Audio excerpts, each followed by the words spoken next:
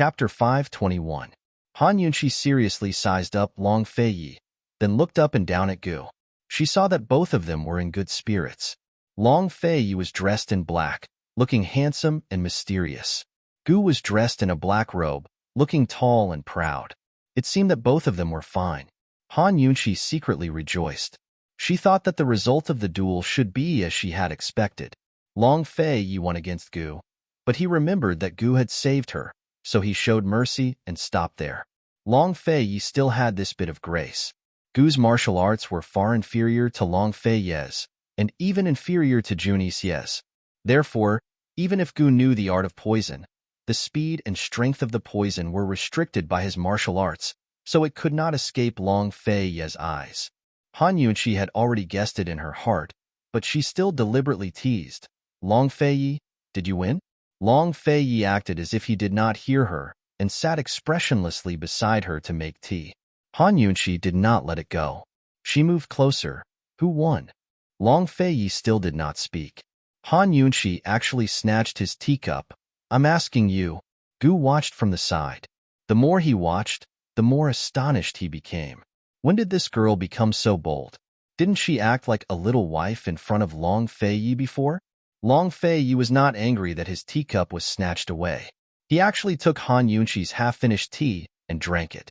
As for Han Yunqi's question, he still did not answer. Strictly speaking, the duel between him and Gu Qishao last night didn't end in a clear victor. How should he explain it to Han Yunqi? Last night, both of them came back separately and did not discuss what to say. Long Feiyi was still hesitating, but Gu said confidently, he won. Han Yunqi was not surprised, but Long Feiyi raised his eyebrows and looked at Gu. He remembered that I saved your life, so he didn't kill me. Gu Qishao accepted his loss. His heart didn't ache, but for some reason, the open wound on his chest was extremely painful. He really wanted to say that it was a tie. Even if Long Feiyi didn't help her repay the debt of saving her life, they were at most tied. She was only bound by the long whip and couldn't die, so how could it be considered a loss? Besides, Long Feiyi might not be able to bind him for long. Unfortunately, some secrets were destined to rot in the stomach. Gu sat down casually and crossed his legs. He had obviously admitted defeat, but he acted as if he was number one in the world. He was especially arrogant. Long Feiyi didn't say anything, but poured a cup of tea and placed it next to him. Gu generously picked it up. Thanks. You're welcome, Long Feiyi said indifferently. Han Yunqi saw all of this and finally felt relieved.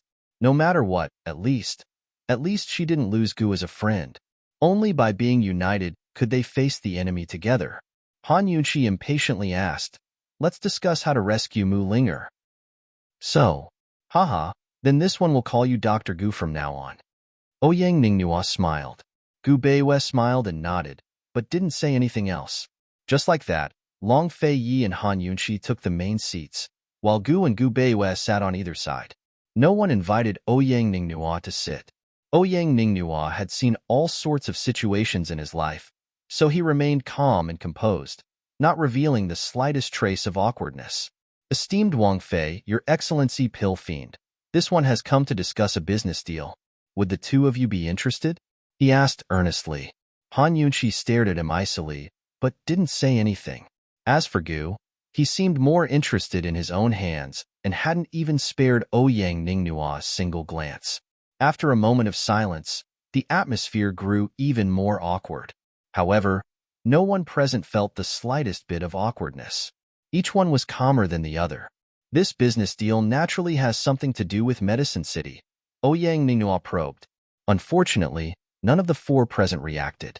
A complicated look flitted across Ouyang Ningnua's eyes, but he continued with a smile. This one has an 80% chance of rescuing Mu Linger. The remaining 20% requires the assistance of esteemed Wang Fei and Your Excellency Pill Fiend. He had already said so much, but still, no one paid any attention to him. Haha, it looks like esteemed Wang Fei and Your Excellency Pill Fiend have already given up on Mu Linger. It looks like this one has worried for nothing. Ouyang Ningnua turned to leave, but Han Yunqi and Gu Beiwei still didn't ask him to stay. They allowed him to leave. Even though he knew that they wouldn't give up on Mu Linger, Ouyang Ningnua couldn't help but lose his cool in the face of their silence.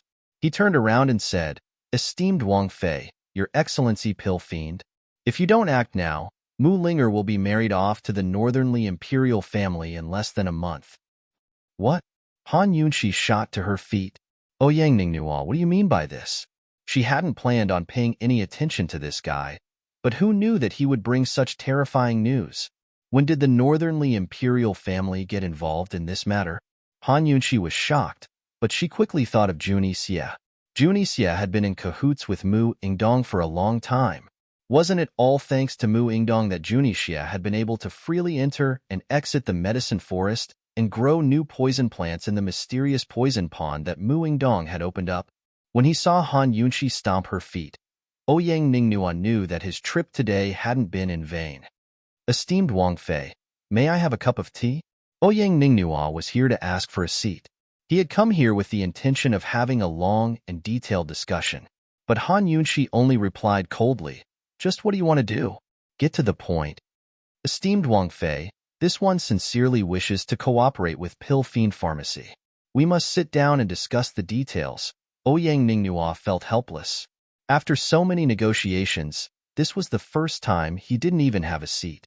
At this moment, Gu Qisha glanced back and said coldly, "There's no need to talk. Only Pill Fiend Pharmacy can sell my medicine Ghost Valley's medicinal ingredients." Han Yunshi immediately understood. So Ouyang Ningnua wanted to sell medicine Ghost Valley's medicinal ingredients. "You're thinking too much."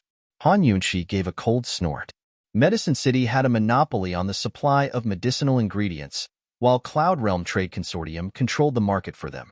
Pill Fiend Pharmacy had finally managed to squeeze in a share of the profits, so how could it work with the consortium again? In the future, Pill Fiend Pharmacy would expand and open more and more branch stores. Once it expanded its cooperation with Medicine City, it would definitely be able to contend against the consortium. It wasn't Medicine City that feared Pill Fiend Pharmacy the most, but Ouyang Ningnua. Ouyang Ningnua pretended to be mysterious and sighed lightly. What a pity for Miss Linger. Mu Ling errs in the hands of the Council of Elders. How could Mu Yingdong marry her off just because he wanted to? Han Yunshi probed. If Mu Yingdong wasn't confident, why would he allow Head Elder Xie to bring her back to Medicine City? Ouyang Ningnua retorted. Where did you get that information? How certain are you that you can save Mu Ling? Han Yunshi was only probing. There was no way she'd cooperate with Ouyang Ningnua. But Ouyang Ningnua didn't say a word.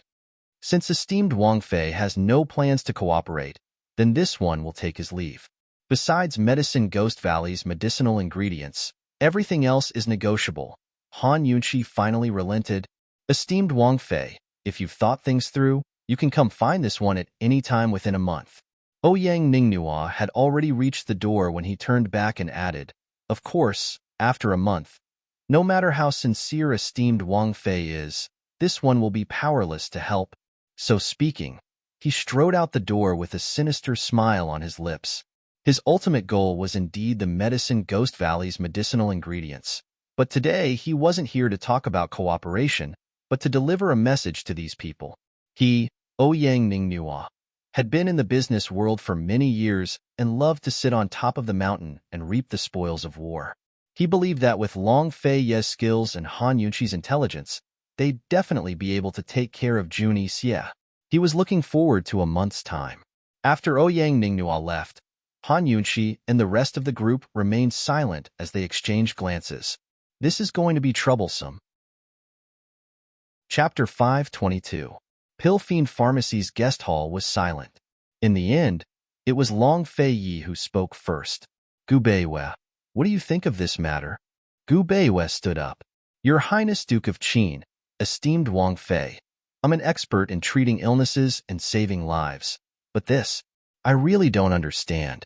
There are still a few prescriptions waiting for me to review, so I'll take my leave first." After saying that, he really left. As a doctor, he naturally didn't understand much, but if he didn't, why didn't he leave earlier? Long Fei had intentionally asked him, but he had intentionally avoided the question. Long Fei knew what was going on, so perhaps he was also on his guard. Han Yunshi didn't think too much about it. Her mind was currently focused on Mu Linger.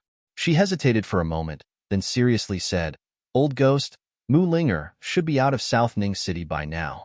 Can you escort her back to Medicine City?" The 3-month agreement could guarantee that Mu Linger wouldn't die. Once Mu Linger returned to the Council of Elders, even if they punished her, she would still have the protection of the Mu clan. However, the people escorting her back were all from the Xie clan. With head elder Xie's attitude, he would definitely allow his subordinates to lynch Mu Linger. The Mu clan had been tyrannical for so many years that even the smaller clans were filled with resentment, let alone the Xie clan. How could they not take advantage of such a good opportunity to vent their anger? If he took off his black robes, no one would know that he was Gu Qisha. Even if he was discovered, it wouldn't matter. Han Yunqi was so serious, but who knew that Gu would take off his black hood and joke, "Poison girl, how am I old? How could this guy still have the mood to joke around at a time like this?" Han Yunqi was furious. "Do I have to call you a brat?" Gu was at a loss for words. "You go with them. Once the Wang and Xie clans arrive to discuss the price of the herbs, His Highness and I will also make a trip to Medicine City," Han Yunqi said seriously. Regardless of what Ouyang Ningnua was plotting, their top priority right now was to prevent Guildmaster Xie from being bewitched by Juni Xie and forcing the Mu clan to marry Mu Ling off to the northernly imperial family. With their current opposing positions, if they directly told President Xie that Juni Xie and the Mu family had colluded, that old thing would definitely not believe it. Instead, he would suspect that they were trying to sow discord.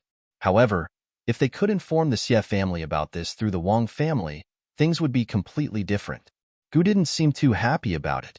He glanced at Long Fei Yi and said, "With your Highness Duke of Qin's abilities, wouldn't it be easier to kidnap someone without anyone knowing? What's the point of going through so much trouble with those people?" Long Fei sat on one side, drinking his tea without a change in expression. Han Yunqi couldn't help but roll her eyes and say angrily, "Then how do you want Mu Ling to live from now on? Is she going to hide in her room and never see anyone? Or is she going to change her identity and change her appearance?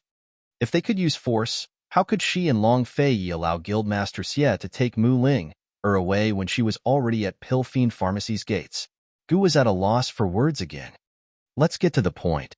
Are you going or not?" Han Yunqi was a little fierce. Gu faintly said, "I'll go.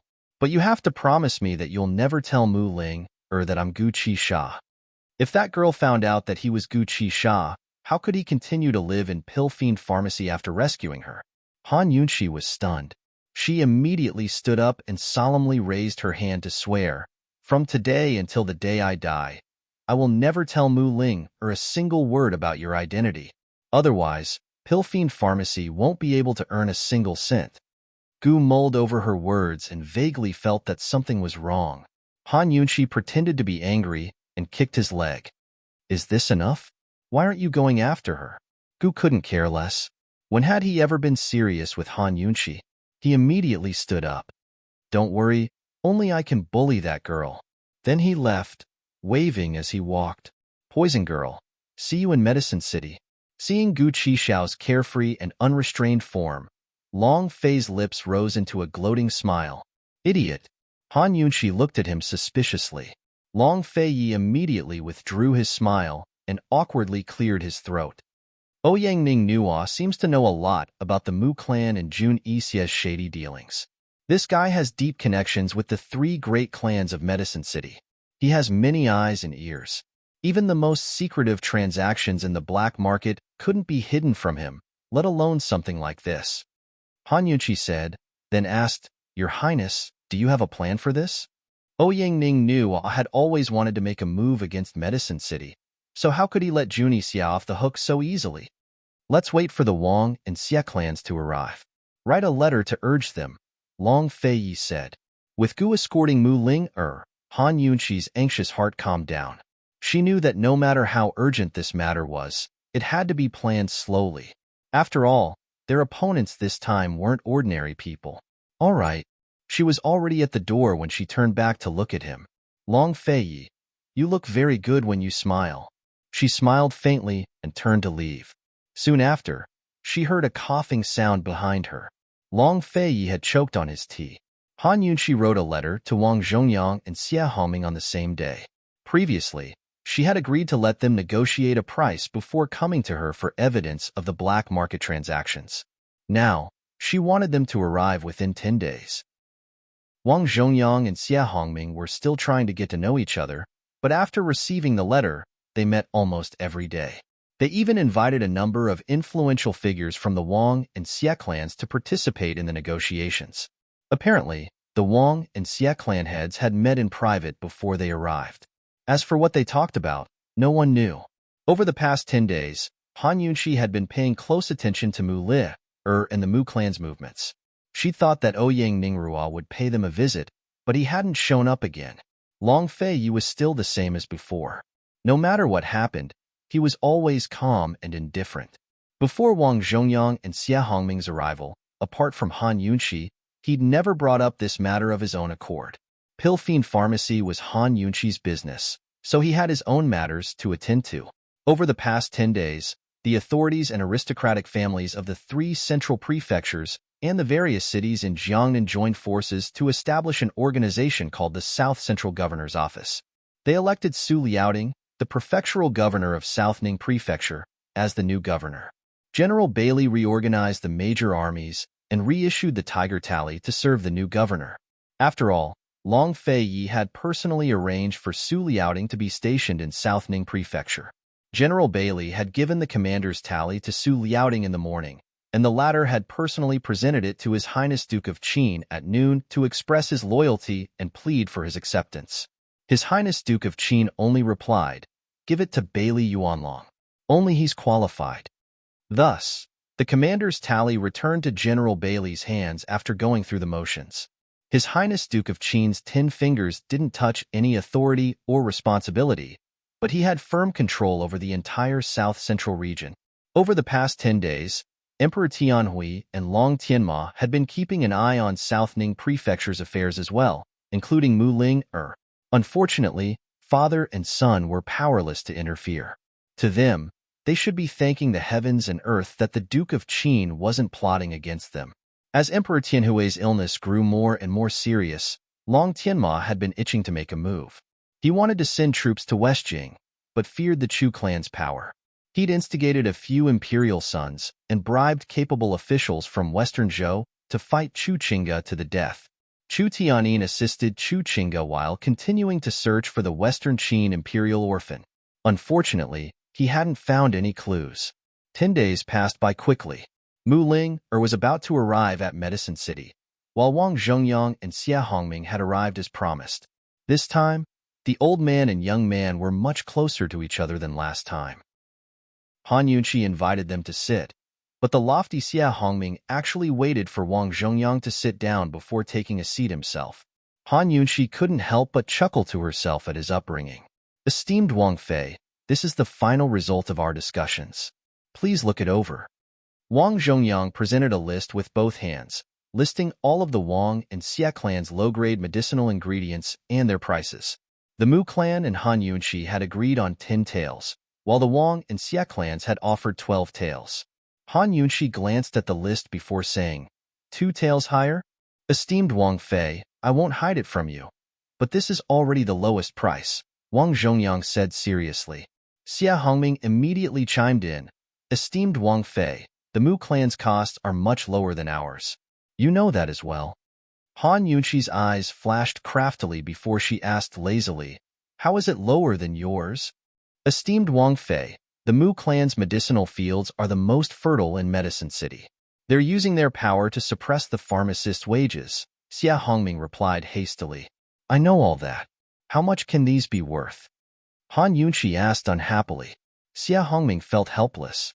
Besides these reasons, he couldn't think of anything else. Unexpectedly, Wang Zhongyang lowered his voice and said, "Esteemed Wang Fei, there's something." He trailed off, leaving Xia Hongming puzzled. They discussed everything before coming here. Was Wang Zhongyang still holding back? What was he trying to say? Long Feiyi also looked over. Wang Zhongyang looked like he was in a dilemma. "Esteemed Wang Fei, this one doesn't know if this is true or not, but there's no need to talk about something that you don't know the truth of," Long Feiyi said. But Wang Zhongyang was in a difficult position. Xia Hongming couldn't take it anymore and kept shooting glances at Wang Zhongyang. Second master, just tell us what you know. Esteemed Wang Fei will believe us. Only then did Wang Zhongyang open his mouth. Esteemed Wang Fei. This one heard a few years ago that the Mu family had experimented with a batch of high-yield herbs in northern Li's snowy highlands. They were considered low-end goods and could even survive in normal medicine fields. If this is true, then the Mu clan won't suffer a loss even if they sell it to you for 10 taels of silver. Everyone was shocked by these words, especially Xia Hongming. He blurted out, "How could the Mu clan have gotten to the snowy highlands? This is also hearsay. I don't know if it's true or not, so this one doesn't dare to speak rashly. After all, this matter is complicated," Wang Zhongyang said in a low voice. "There's no need to talk about hearsay with me. This Wang Fei only wants to know, is 12 taels your final price?" Han Yunqi's tone became unyielding. Wang Zhongyang didn't say anything for a long time. Xia Hongming saw that the situation wasn't right and steeled his heart. Chapter 523. Xia Hongming sensed that something was amiss and told Han Yunqi, "Esteemed Wang Fei, this one has heard of the Mu clan colluding with Northern Li's imperial clan as well." Long Fei Yi and Han Yunqi exchanged meaningful glances at his words. Wang Zhongyang's lips curved up into a cold smile, but he was in no rush to speak. When Xia Hongming saw no response, he immediately added, "This one found out a few years ago. The Mu clan has been lowering the prices of Cloud Realm continent's medicinal ingredients over the past few years precisely because Northern Li's snowy highlands have produced a lot of high-yielding ingredients. Not only are they low-end, but they're also producing high-end goods at low cost. Esteemed Wang Fei, the Wang and Xia clans only have a few mu of land that's been passed down from their ancestors. They don't have many ingredients on hand, so if they keep lowering the prices, they'll really have no way to survive." Only then did Wang Zhongyang speak up. "Esteemed Wang Fei, if we keep lowering the prices, the Wang and Xia clans won't be able to hold on. When the time comes, there won't be any more ingredients to supply. The losses won't make up for the gains." Han Yunqi nodded thoughtfully. "The Mu clan is colluding with Northern Li? Hee, that's really surprising." Wang Zhongyang didn't speak, but Xia Hongming quickly added, "Isn't that so? When I first heard about it, this one was surprised as well."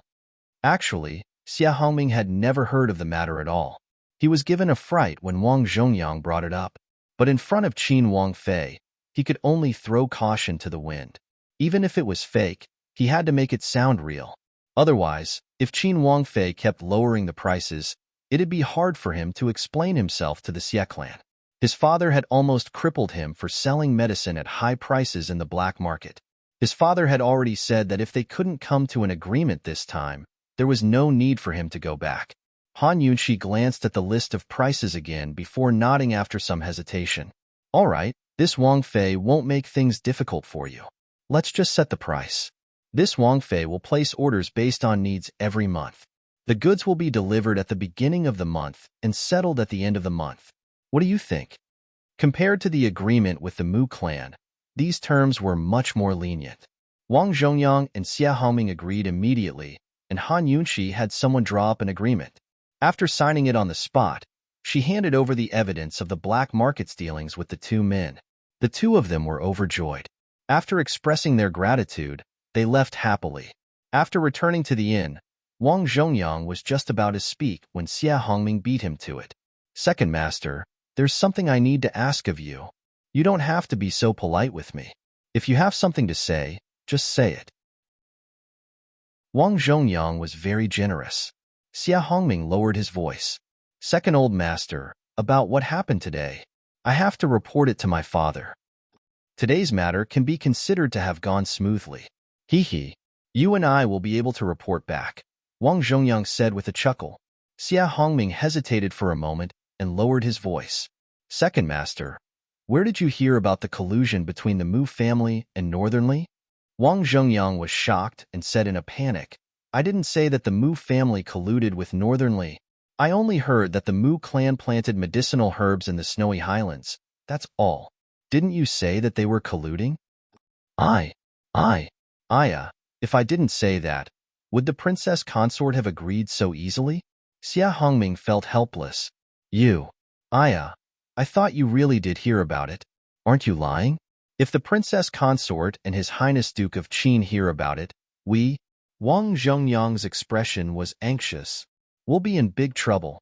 Xia Hongming also became nervous. Second Master, let's take this matter seriously. No matter who asks, we'll say the same thing. The Mu family is colluding with Northern Li. Wang Zhongyang hesitated. Xia Hongming comforted him. This matter concerns both our futures. Second Master, why should you be soft-hearted towards the Mu family? Now that Mu Ling has fallen into my grandfather's hands, the Mu family's good days won't last long. Wang Zhongyang's eyes hardened as he said, Fine. And so, the two of them came to an agreement. That day, Wang Zhongyang used the excuse that he needed to search for wild herbs nearby and didn't return to Medicine City with Xia Hongming. After Xia Hongming left, Wang Zhongyang secretly returned to Pill Fiend Pharmacy. When he entered, Long Fei Yi and Han Yunxi were chatting with Elder Wang over tea. Second Master Wang was Elder Wang's younger brother and was considered a significant figure in the Wang family. It was precisely because of the black market incident that he lost face and couldn't raise his head in front of Elder Wang. Is everything done? Elder Wang asked, displeased. Second Master Wang resentfully replied, It's done. With Xia Hongming's mouth, House Lord Xia and Head Xia will definitely believe me. Elder Wang sighed. If we can topple the Mu and Xia clans this time, it can be said that your merits offset your faults. Second Master Wang didn't dare say anything else. He clasped his hands and withdrew. Your Highness, Mu Ling will arrive in Medicine City in 3 days. According to the Council of Elders rules, she will be imprisoned in the Medicine Forest. According to custom, the Council of Elders will personally interrogate her as soon as she arrives and pass judgment after a vote. Unfortunately, Medicine City's decennial Grand Medicine Testing Convention is just a few days away, so the Council of Elders has plenty of work to do. Old Man reckons that Mu Ling's case will be delayed until after the Grand Medicine Testing Convention. Elder Wang said seriously, No matter. The more time passes, the more the Mu and Xia clans will fight over her, Long Fei Yi said. Han Yunxi wanted to save Mu Ling, but he wanted to use this chance to support the Wang clan so they could regain control of Medicine City. If he could take over Medicine City, then all of Cloud Realm Continent's southern regions would be under his control. Where will the Grand Medicine Testing Convention be held? Han Yunxi asked. It'll be held in the Medicine Forest. Esteemed Wang Fei, don't worry.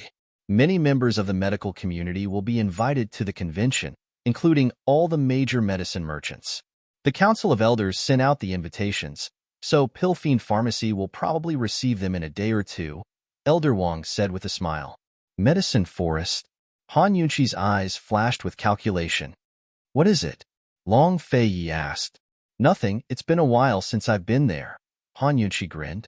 As expected, Pill Fiend Pharmacy received an invitation from the Council of Elders 2 days later. However, they only invited Han Yunxi and His Excellency Pill Fiend to the Grand Medicine Testing Convention. They didn't invite Long Fei Yi. Although Long Fei Yi wasn't a member of the medical community, Long Fei Yi's status made it impossible for him to be left out. It was obvious that Head Elder Xia was holding a grudge and purposely didn't invite him. Pill Fiend Pharmacy was the one who'd offended them, not His Highness Duke of Qin. After flipping through the 2 invitations, Han Yunxi said regretfully, Your Highness, they didn't invite you. What should I do? Long Fei Yi wiped his sword expressionlessly as he replied, Your Lordship will escort you there. Is he really going to be a bodyguard now? Han Yunxi almost laughed out loud, but she pretended to be nervous and hastily bowed. This concubine can't afford it. Long Fei Yi finally looked up and patted her head as if he was petting a puppy. It's fine. This lordship is happy to do so. After saying that, he lowered his head and continued to wipe his sword. His serious expression left Han Yunxi at a loss for words. Long Fei, just then, did you count as sweet-talking? Why did Han Yunxi feel as if she had just eaten honey? The next day, Qin Wang Fei set out for Medicine City under the escort of Guard Long. In Medicine City, after Mu Ling was locked up in the Medicine Forest prison, the tension between the 3 great clans and the various factions within the Council of Elders grew thicker and thicker. As soon as Mu Ling was locked up, the Mu clan's faction within the Council of Elders forcefully arranged for jailers to guard her. This time, head elder Xie was also very forceful and refused all of the Mu clan's jailers with the excuse of avoiding suspicion. Mu Yingdong was so angry that he smashed his favorite teapot in his study. "Xie Dai, you've gone too far." Junie Xie domineeringly crossed his legs and arrogantly sipped his tea without saying a word. Mu Yingdong stepped on the shards on the floor and anxiously asked, "Xie Dai still hasn't replied to you? What's the rush? The snowy plateau is such a great temptation, and even you couldn't resist it, let alone him?" Junie Xie disdainfully said. Mu Yingdong's heart felt stifled, and he suddenly didn't know how to refute. Junie Xie was doing fine, so why was he insulting him? He couldn't help but admit that back then, he had colluded with Junie Xie and agreed to help Junie Xie grow poison in the poison pond in the medicine forest because he couldn't resist the temptation of the snowy plateau. When the Grand Medicine Testing Convention is over, he'll definitely make an appointment with this prince. Junie Xie was very confident and seemed to be in a good mood. He smiled and said, "Mu Yingdong, how about we make a bet?" Mu Yingdong didn't dare. Who knew what this guy would propose? He smiled and said, "Your Highness Sanferwa Duke is so confident. So this old man is also relieved. Old man is just afraid that Ling will suffer in the next 10 days. This girl, Sai, in the end, she's innocent." Mu Yingdong was still hoping that after Mu Ling married into Northern Li, she wouldn't hold a grudge against him as her father. Father and daughter could mend their old relationship and work together to develop the Mu clan. After all, the Mu clan cooperating with Northern Li's imperial family was like asking a tiger for its skin. If Mu Ling could wholeheartedly side with the Mu clan when she became the crown prince consort, then he wouldn't be too restrained by Junie Xie. Junie Xie didn't have any compassion, especially towards women. Coldly, he replied to Mu Yingdong, "It's not like she's going to die. What's the point of worrying so much?" Mu Yingdong was about to persuade him when he changed the topic. "I heard that the Council of Elders also invited people from Pill Fiend Pharmacy. They invited Han Yunxi and Gu Qisha. Xie Dai sure has guts. He didn't invite the Duke of Qin," Mu Yingdong said. Junie Xie's eyes flashed when he heard this. So even if Long Feiyi comes, he won't be able to enter the medicine forest. With the Duke of Qin's personality, he won't show up without an invitation. Mu Yingdong laughed. He was too happy to see Xie Dai offend Long Feiyi. While Mu Yingdong and Junie Xie were scheming, the Xie clan was also painstakingly scheming. "You're saying that Mu Yingdong and Northern Li's imperial family have been in cahoots for a long time?" Xie Dai received this news as soon as he returned to the Xie clan. Patriarch Xie's expression was grave. "Father, regardless of whether this is true or not, we can't be careless. Why didn't you spread this news earlier or later? Why did you have to spread it now?" "Where did you hear it from?" Xie Dai asked solemnly. The snowy plateau was too important to the Xie clan. He naturally wouldn't give it up so easily. "That child, Hongming, told me." Patriarch Xie told him about Xie Hongming, Wang Zhongyang, and Han Yunxi discussing the price. Xie Dai was very surprised and immediately called Xie Hongming over. "Is this true? Why didn't you mention it before?" Xie Hongming had no idea that Junie Xie was discussing Mu Ling's marriage with Xie Dai. He and Wang Zhongyang had already agreed on a unified statement and were determined to slander the Mu clan in order to protect themselves. Thus, he said very seriously, "Grandfather, I only heard about this not too long ago. I heard it from the Mu clan at the Medical Materials Association. I didn't think much of it and thought it was just a joke. But when I went to Pill Fiend Pharmacy, Second Master Wang mentioned it. It's one thing for me to hear it, but even Second Master Wang has heard about it. This matter, there's no smoke without fire." Xie Dai's expression was complicated. After hesitating for a long time, he asked seriously, "How did Han Yunxi and Long Feiyi react?" Xie Hongming hurriedly replied, "They were very shocked. Qin Wangfei didn't believe it at first. Second Master Wang and I spent a lot of effort before she finally believed us and agreed to the price." Chapter 524. Once you tell a lie, you have to cover it up with countless other lies. Rather than calling this a theorem, it was more like a curse that no one could escape from. Xia Hongming could only continue to fabricate lies in the face of head elder Xia and house head Xia's doubts. What do the Duke of Qin and Qin Wangfei think of this matter? Head elder Xia asked. The Duke of Qin didn't say a word. Qin Wangfei didn't believe it, but when she heard me and Second Master Wang say the same thing, she believed it and didn't say anything else, Xia Hongming replied. Head elder Xia was still doubtful at first, but after hearing this, he believed it a little more. He thought that with Long Fei Yi and Han Yunqi's shrewdness, they wouldn't casually express their opinions. Ming'er, who did you hear this from in the Mu clan? Is this news reliable? Househead Xia was very cautious. I heard it from Mu Chaoran's 2 lackeys. Father, it is better to believe in such things than not to believe in them. In my opinion, it's definitely true. Think about it. How did the poison pond in the medicinal forest disappear into thin air? Wasn't the Mu clan head in the medicinal forest the night the poison pond disappeared? And Northern Li's Duke of Kong is the sect head of the 100 Poisons sect. Don't you think it's too much of a coincidence? It could be said that Xia Hongming had racked his brains to make these 2 old men believe him. It was a fluke, and every word he said was quite convincing. Head elder Xia and househead Xia looked at each other nervously. In the end, they completely believed that the Mu clan and Junie Xia had been in cahoots for a long time.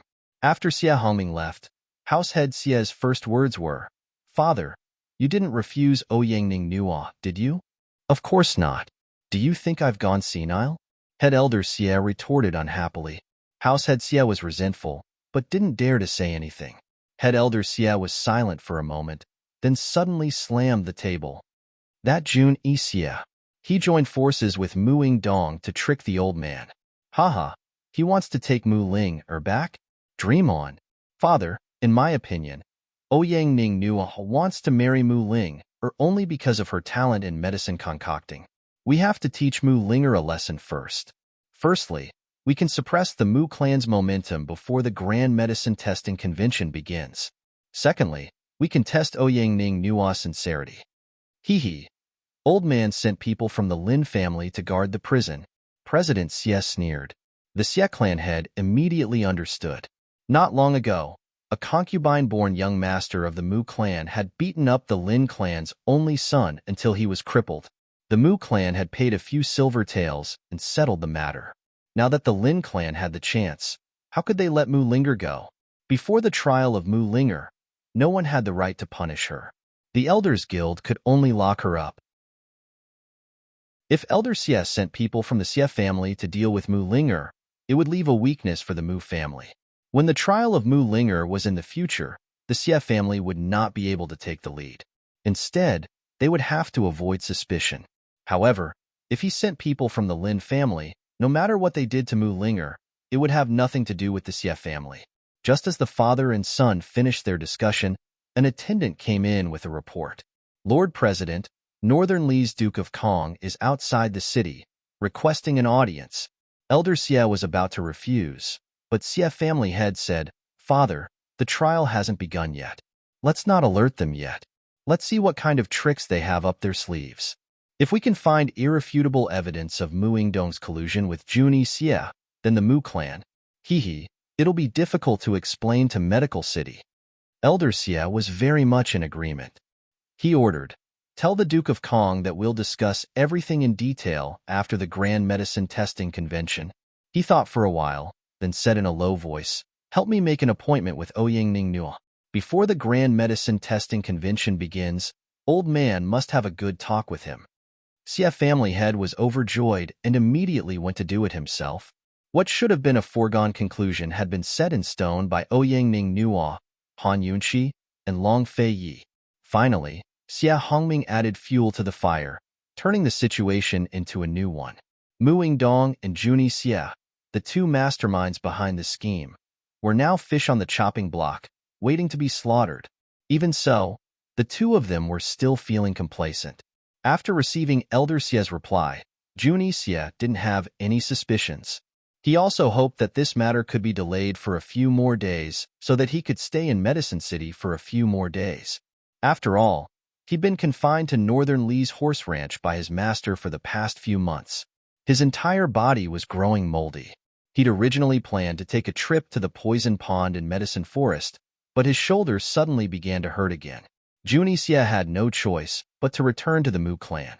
The poison in his shoulder was acting up more and more frequently. It was so painful that he had no choice but to use anesthetics to stop the pain. Han Yunqi, once this prince takes over Medicine City, I'll make sure your pill-fiend pharmacy suffers. Junixia swore in his heart. At that moment, Han Yunqi and Long Feiyi were riding on the same horse. While they were still on the road, she suddenly sneezed. Long Feiyi immediately took off his cloak and wrapped it around her before pulling her into his arms again. I'm not cold. I think someone's cursing me, Han Yunqi joked. Long Feiyi didn't say anything at first, but after a while, he calmly said, Han Yunqi, you must have offended quite a few people after entering the Duke of Qin's estate, right? Han Yunqi wanted to correct him. She wouldn't have offended anyone just because she entered the Duke of Qin's estate. Marrying him would have offended people. That's right. I've always offended women. Han Yunqi raised her head and asked seriously, Your Highness, don't you think it's strange? Long Feiyi pretended not to hear and continued to stare straight ahead. Although his face was expressionless, it was clear that his face was stiff. Han Yunqi couldn't help but laugh. Long Feiyi's large hand pressed her head into his chest. At that moment, the corners of his mouth curled up into a faint smile. Actually, Han Yunqi wanted to ask Long Feiyi directly what he thought of all the women who liked him. However, she wasn't that gutsy yet. As the date of the Grand Medicine Testing Convention approached, people from all over the medical world began to gather in Medicine City. The city gradually became lively, but the prison cells in the forest were deathly silent. Aside from the jailers and additional personnel sent by the Council of Elders, no one was allowed to approach Mu Ling before the trial began. Every morning, when a beam of light shone through the small skylight into the dark prison cell, Mu Ling would place a pill in a white porcelain bottle. When she entered the cell, all of her belongings had been confiscated. She had only stolen a bottle of life-saving pills and an empty bottle. This was how she kept track of the days. She had already placed 13 pills in the bottle. 7 more would be the day of the Grand Medicine Testing Convention, and those people would begin to judge her. No matter how they judged her, they wouldn't be able to kill her. As long as she didn't die, there was still hope. After the Grand Medicine Testing Convention, she would need to place another 70 pills in the bottle. Then, she would be able to make a trip to Pill Fiend Pharmacy and Sichi Brother. Before the small bottle could be filled, the door to the cell was suddenly kicked open. Blinding light flooded in, and Mu Ling instinctively squinted. Through the blurry light, she could make out a tall and sturdy figure standing in the doorway. Because the light was against her, she couldn't see the person's face. She only felt that he was unfamiliar and didn't seem like a jailer. Before Mu Ling could adjust to the light, the cell door was suddenly slammed shut with a bang. The room returned to its original dusky state, but Mu Ling was able to clearly see the person's appearance. It was a burly man in his 30s. His face was covered with a full beard, and his expression was fierce and fierce. Mu Ling was greatly uneasy. She immediately stood up and angrily asked, Who are you? Who allowed you to come in? The burly man smiled vulgarly, revealing a mouthful of black teeth. Mu Ling, hee, you really live up to your name. You're really beautiful. Mu Ling's entire body trembled. She subconsciously retreated and angrily said, I'm warning you, don't come any closer. The Council of Elders hasn't interrogated me yet. Even if they do, if you dare to hurt me in the slightest, my Mu family will pursue this matter to the end. The burly man snorted disdainfully. Hurt you? Do you have proof? Mu Ling's face was ashen. Her heart, liver, spleen, lungs, and kidneys were all trembling. However, she had made a lot of progress in the past year as a fugitive. She immediately changed her words. Who sent you? How much benefits did they give you? I can give you double? The burly man didn't answer. He only sneered and approached step by step. Mu Ling retreated step by step. Her mouth was trembling, but she still forced herself to speak. I have a brand new prescription here. If you let me go, I'll consider you the one who developed this prescription. You can sell it to Mu Chaoran. He'll definitely give you the highest price in all of Medicine City. Also, before Mu Ling could finish speaking, The burly man was already in front of her. "Girl, if you can cure my nephew's crippled leg, perhaps I can consider letting you go." Mu Ling, Er's heart almost stopped when she heard these words. This guy was from the Lin family. She wanted to escape, but it was already too late. The burly man grabbed her hair and pressed her head against the wall. Then, his large face leaned in with an extremely vulgar smile. He said, "Girl, if you lick this uncle a few times, this uncle will let you go. How about it?" Mu Ling was so disgusted that she couldn't stop vomiting. The burly man was unhappy. He was about to reach out with his other hand, but for some reason, both his hands and legs were in pain. It was as if thousands of worms were gnawing on them. He quickly let go and looked carefully. He discovered that there was a small worm wriggling on his arm. He was wondering where the worm came from when Mu Ling suddenly pointed at his beard and screamed, "Ah!" The burly man looked down suspiciously and saw a large mass of worms crawling out from his beard. Soon, several of them fell out from his hair. "Ah!" The burly man screamed in fright and fiddled with the worms with all his might. It would have been better if he hadn't done so, but as he fiddled with them, there were more and more of them wriggling around. He didn't know if they were trying to burrow into his skin or crawl out from his skin. How could the burly man still care about Mu Ling? He screamed for help as he ran out, not even bothering to close the cell door. Mu Ling was also scared out of her wits. She foolishly leaned against the wall, dumbstruck and her mind blank. The burly man ran out of the cell and screamed crazily. The prison guards all chased after him. Seeing this, everyone was scared out of their wits and no one dared to take a step forward. At this moment, a black shadow flew into the cell from behind them. It was silent and no one noticed.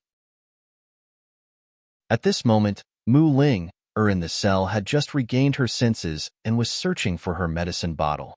The man in black was already standing at the door, but she didn't even notice. The man in black waited for a long time and finally became impatient. He asked in a strange tone, "Girl, why aren't you running away?" Chapter 525. Hearing this strange voice, Mu Ling's heart skipped a beat. She stared blankly at the floor, not daring to raise her head. Just now, did someone really speak? Or was it just her imagination? She seemed to have thought of something as her heart pounded wildly. She felt as if the entire world had fallen silent, and she could clearly hear her own heartbeat. Suddenly, the sound of hurried footsteps could be heard. Mu Ling immediately raised her head to look, only to see that the cell door was empty. However, it didn't take long for several prison guards to arrive. Her originally bright and spirited eyes instantly became empty. No matter how the prison guards talked, pointed, closed the door, or locked the cell, she didn't even spare them a glance. She didn't even bother to look for the medicine bottle. She was like a deflated doll as she sat on the floor dejectedly with her arms wrapped around her knees. She was completely powerless. She knew that she had misheard. It was a complete auditory hallucination. "Little girl, if you didn't escape earlier, you won't be able to escape now." A low and deep voice suddenly appeared, and it was very clear, coming from the right side of her. This Mu Ling jerked her head around. At first, she didn't see anything, but when she took a closer look, she saw a black figure standing against the wall, blending in with the darkness. If one didn't look carefully, they wouldn't have noticed it.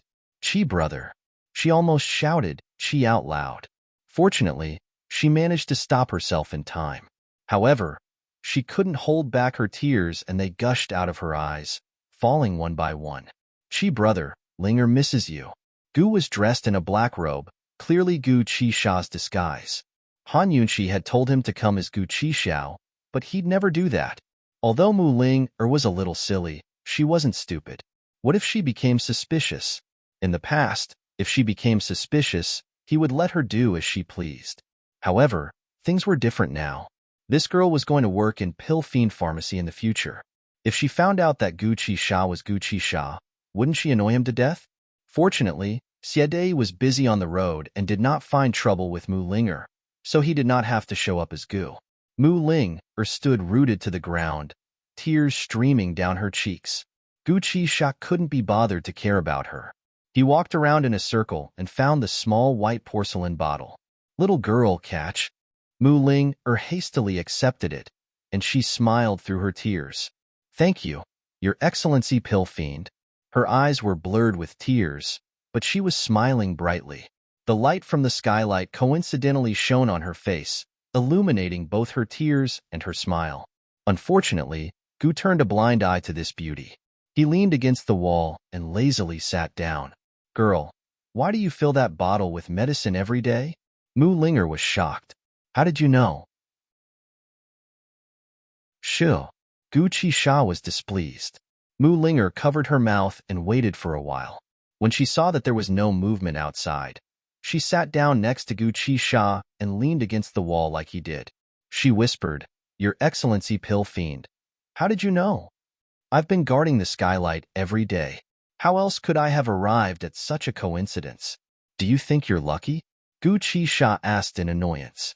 Mu Linger secretly laughed at herself for being so stupid. Why didn't she notice that Pill Fiend and Chi Brother were so similar? However, she had never really interacted with Pill Fiend before. How could someone as smart as Han Yunxi not have noticed? She thought to herself, it's not that I'm stupid like Han Yunxi, it's that Chi Brother is so smart that he hid it well. If Han Yunxi, who had just made a vow, knew about this, she would probably laugh until her stomach hurt. Your Excellency Pill Fiend, are you here to save me? Mu Linger was very happy. You didn't run when you could have just now. Why should I save you? Gu Qisha snorted. Where can I go if I run? Hide for the rest of my life? I won't die anyway. That means there's still hope, right? Mu Linger said seriously. She had no idea that two major powers in Medicine City were eyeing her marriage. Prison couldn't trap her for the rest of her life, but her marriage could. Those people couldn't kill her, but they could make her life a living hell. Won't die. Gu Qisha muttered to himself, then suddenly laughed. Won't die because there's still hope? Haha. For some reason, Mu Linger felt despair from Gu Qisha's strange laughter. She didn't like this feeling. Your Excellency Pill Fiend, why did worms suddenly appear on that person's body? Did you use poison? She changed the topic. Han Yunxi gave it to me. It's called roundworm poison. Just a little bit will cause a swarm of worms to quickly grow in the body. Don't worry, in less than 2 hours, that person's internal organs will be completely devoured by the worms. As soon as Gu arrived in Medicine City, he received a message from Han Yunxi via messenger pigeon. She told him to use it to save Mu Linger. The way he used the poison wouldn't reveal his presence. Instead, people would suspect that Mu Linger was proficient in the art of poison and wouldn't dare to approach her. Han Yunxi is so scary. Mu Linger gave an objective evaluation. Gu laughed. So don't provoke her. Otherwise, you won't even know how you're going to die. Mu Linger couldn't help but tremble. Gu was secretly delighted. Mu Linger had a criminal record, so it was a good thing that she was afraid of Han Yunxi. There was no way he was going to tell Mu Linger that the roundworm poison was the most famous poison of the 100 Poison sect, not Han Yunxi's. Of course, Han Yunxi's poison was also powerful, but her ability to use it was terrible. If it was her who used the poison today, Mu Linger would have been bullied several times before she could succeed. Mu Linger felt a little guilty and avoided the topic. Seeing Mu Linger tightly clutching the medicine bottle, Gu asked curiously, Girl, what is this medicine for? Even if you're making medicine, you shouldn't mix it like this, right? He had been watching and guessing for several days, wondering if this little genius Mu Linger had discovered some new way to make medicine. Every day at dawn, she would put in a pill on purpose. He analyzed the time, temperature, humidity, strength used to hold the pill, and the material of the porcelain bottle. However, he still couldn't figure out why.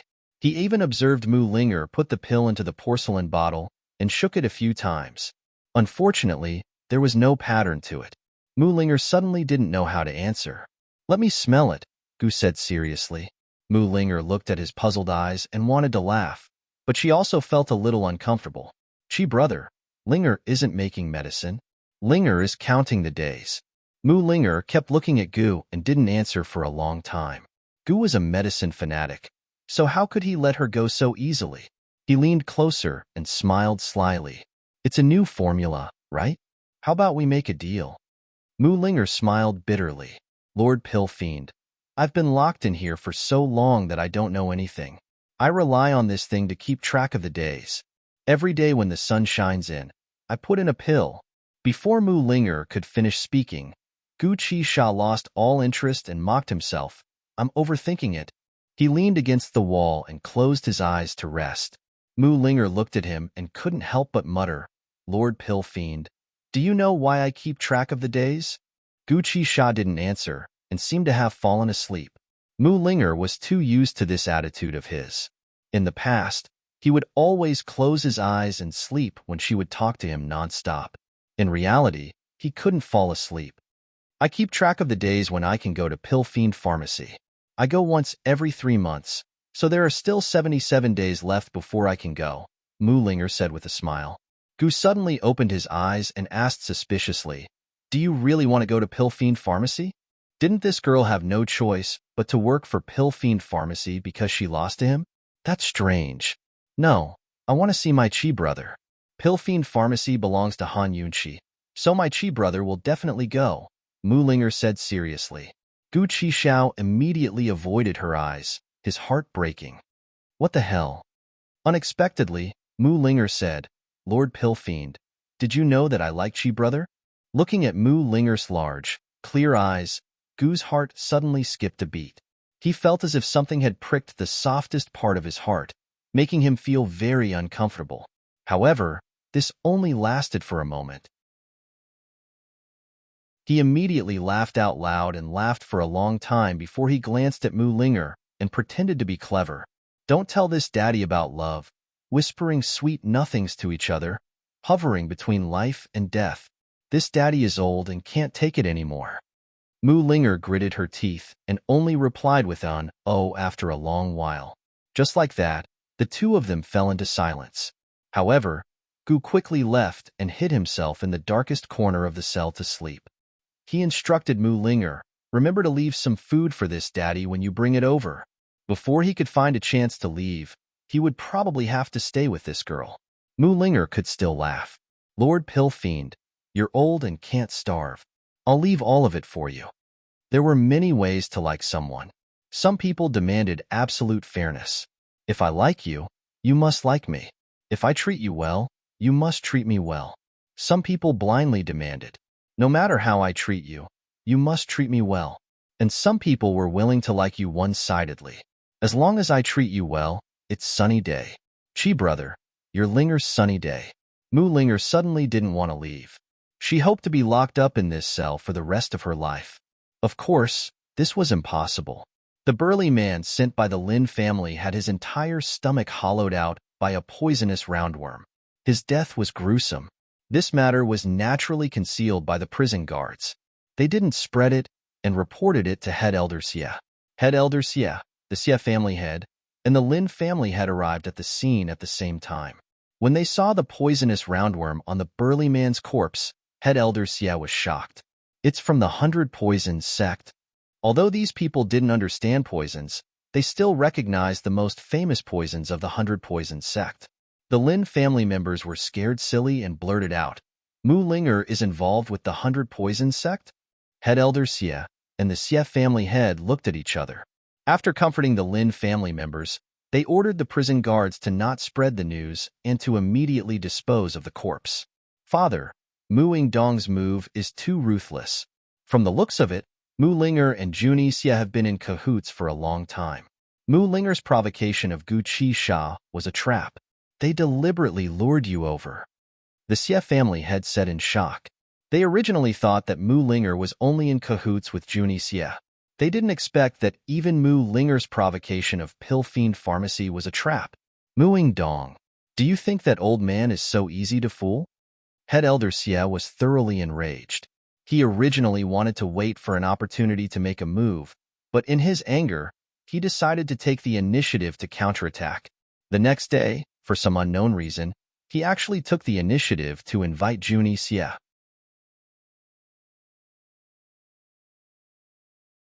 Chapter 526.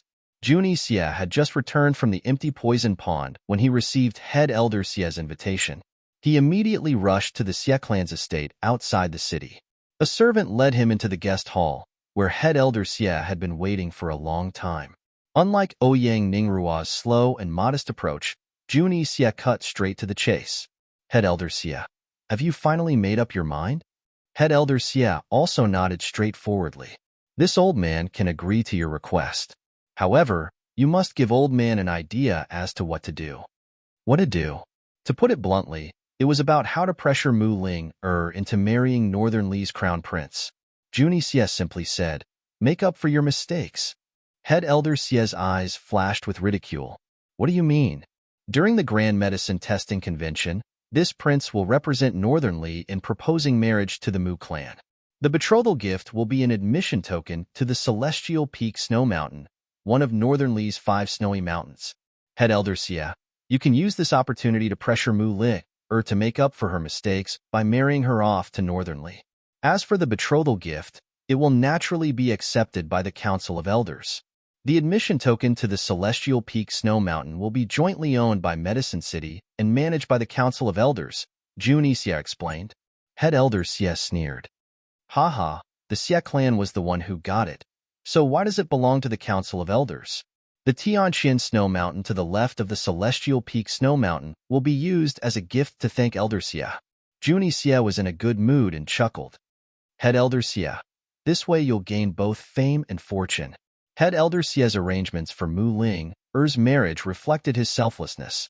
He didn't make things difficult for Mu Ling because of the infighting between the Xie and Mu clans.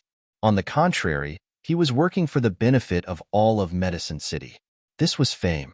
As for Juni Xie's additional benefits for the Xie clan, this was profit. President Xie stroked his beard and appeared to be deep in thought. In fact, he was secretly admiring Juni Xie for making such a good move. If it weren't for his grandson's words and the poison of the roundworm, he would have fallen into Juni Xie and Mu Yingdong's trap. Guildmaster Xie pretended to be deep in thought for a long time before he spoke. Your Highness Majesty Kang's plan is brilliant, but what is it? Just say it. Juni Xie said generously. It's just that Mu Yingdong is deceitful and unpredictable. I don't have full confidence that he'll agree. This matter, old man would rather not do it. President Xie's attitude was very firm. The always confident Juni Xie finally frowned and bluntly asked, Xie Dei, isn't pressuring Mu Yingdong in public enough for the sake of the entire Medicine City? Where is your dignity as the president of the Elder Council?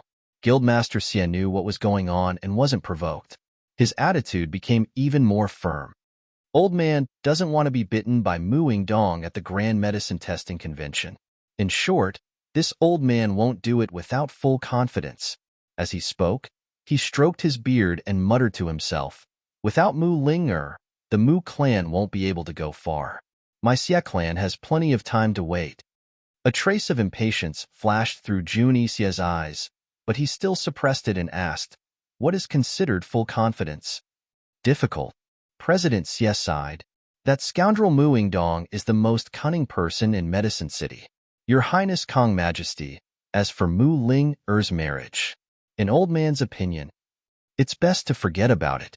Aside from the marriage, everything else. Hee, we can discuss it. Juni Xie snorted coldly in his heart. If it weren't for Mu Ling, how could he have set his eyes on the Xie clan? With Xie Dei's cowardly behavior, it was no wonder that he couldn't expand the Xie clan. Although Mu Yingdong was a bit cunning, he still liked his boldness. Juni Xie pondered for a moment, then said coldly, since President Xie wants full confidence, then we can only let the Mu clan benefit. Xie Dei snickered. How? The profound Sky Snow Mountain's gift of thanks will be shared between the Mu clan and the Xie clan. You and Mu Yingdong will each take a step back, Juni Xie said. That doesn't make sense. Xie Dei immediately refused. Juni Xie disdainfully mocked, Guildmaster Xie, there aren't so many advantages in this world. Since you don't want to take the risk or give up the benefits, then this matter is over. As for the rest, this prince has nothing to discuss with your Xie clan. Xie Dei was already overjoyed, but he pretended to be angry. Your Highness Duke of Kong, what kind of attitude is this? Juni Xie couldn't be bothered to explain and got up to leave. Guildmaster Xie hurriedly stopped him.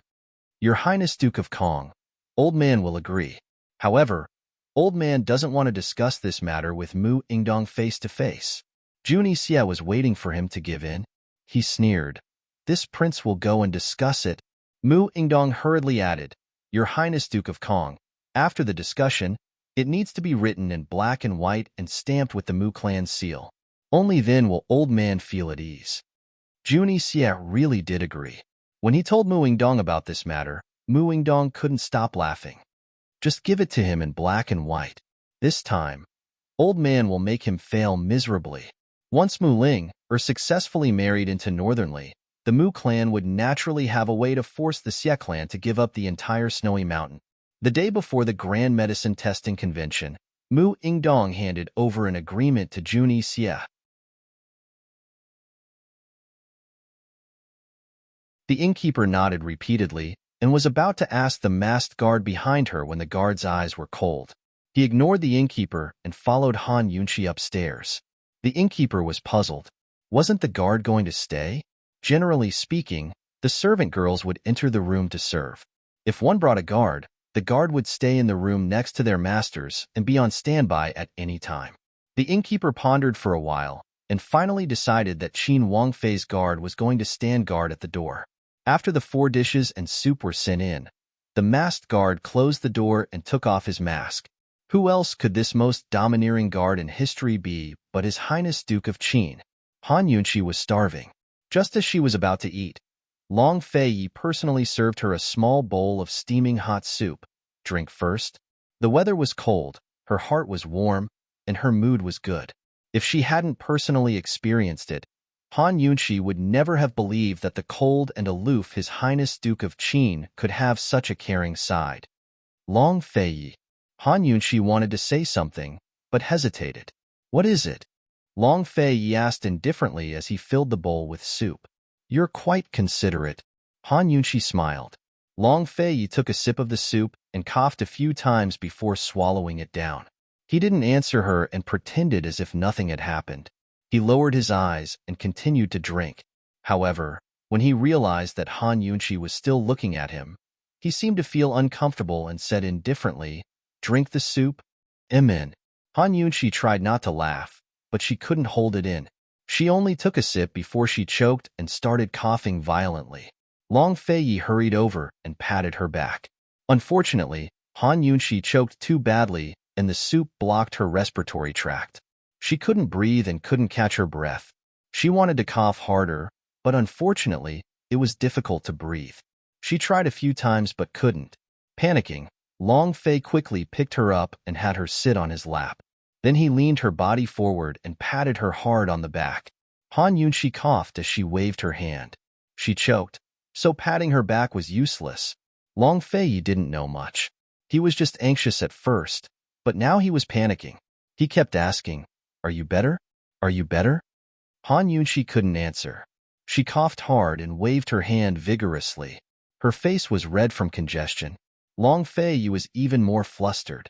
He had ways to deal with even the most important things, but he was helpless when it came to such a small matter. Find a doctor. He carried Han Yunqi out the door. Han Yunqi was about to lose to this guy. She decisively grabbed Long Fei's hand and pressed it against her chest. As soon as he touched her soft spot, Long Fei gave a start. Han Yunqi leaned forward with the help of his hand. When she leaned forward, Long Fei's hand felt even more obvious. This was first aid. It was the most standard first aid treatment for choking. Han Yunqi didn't notice so much. She patted her back with all her might to signal Long Fei to pat her back. However, Long Fei didn't respond. Although he had bullied this woman before, he had never done it like this. Long Fei was stunned. Han Yunqi couldn't wait. She could only lean forward and cough hard. Fortunately, she coughed out the soup after a while. She exhaled deeply and her breathing returned to normal.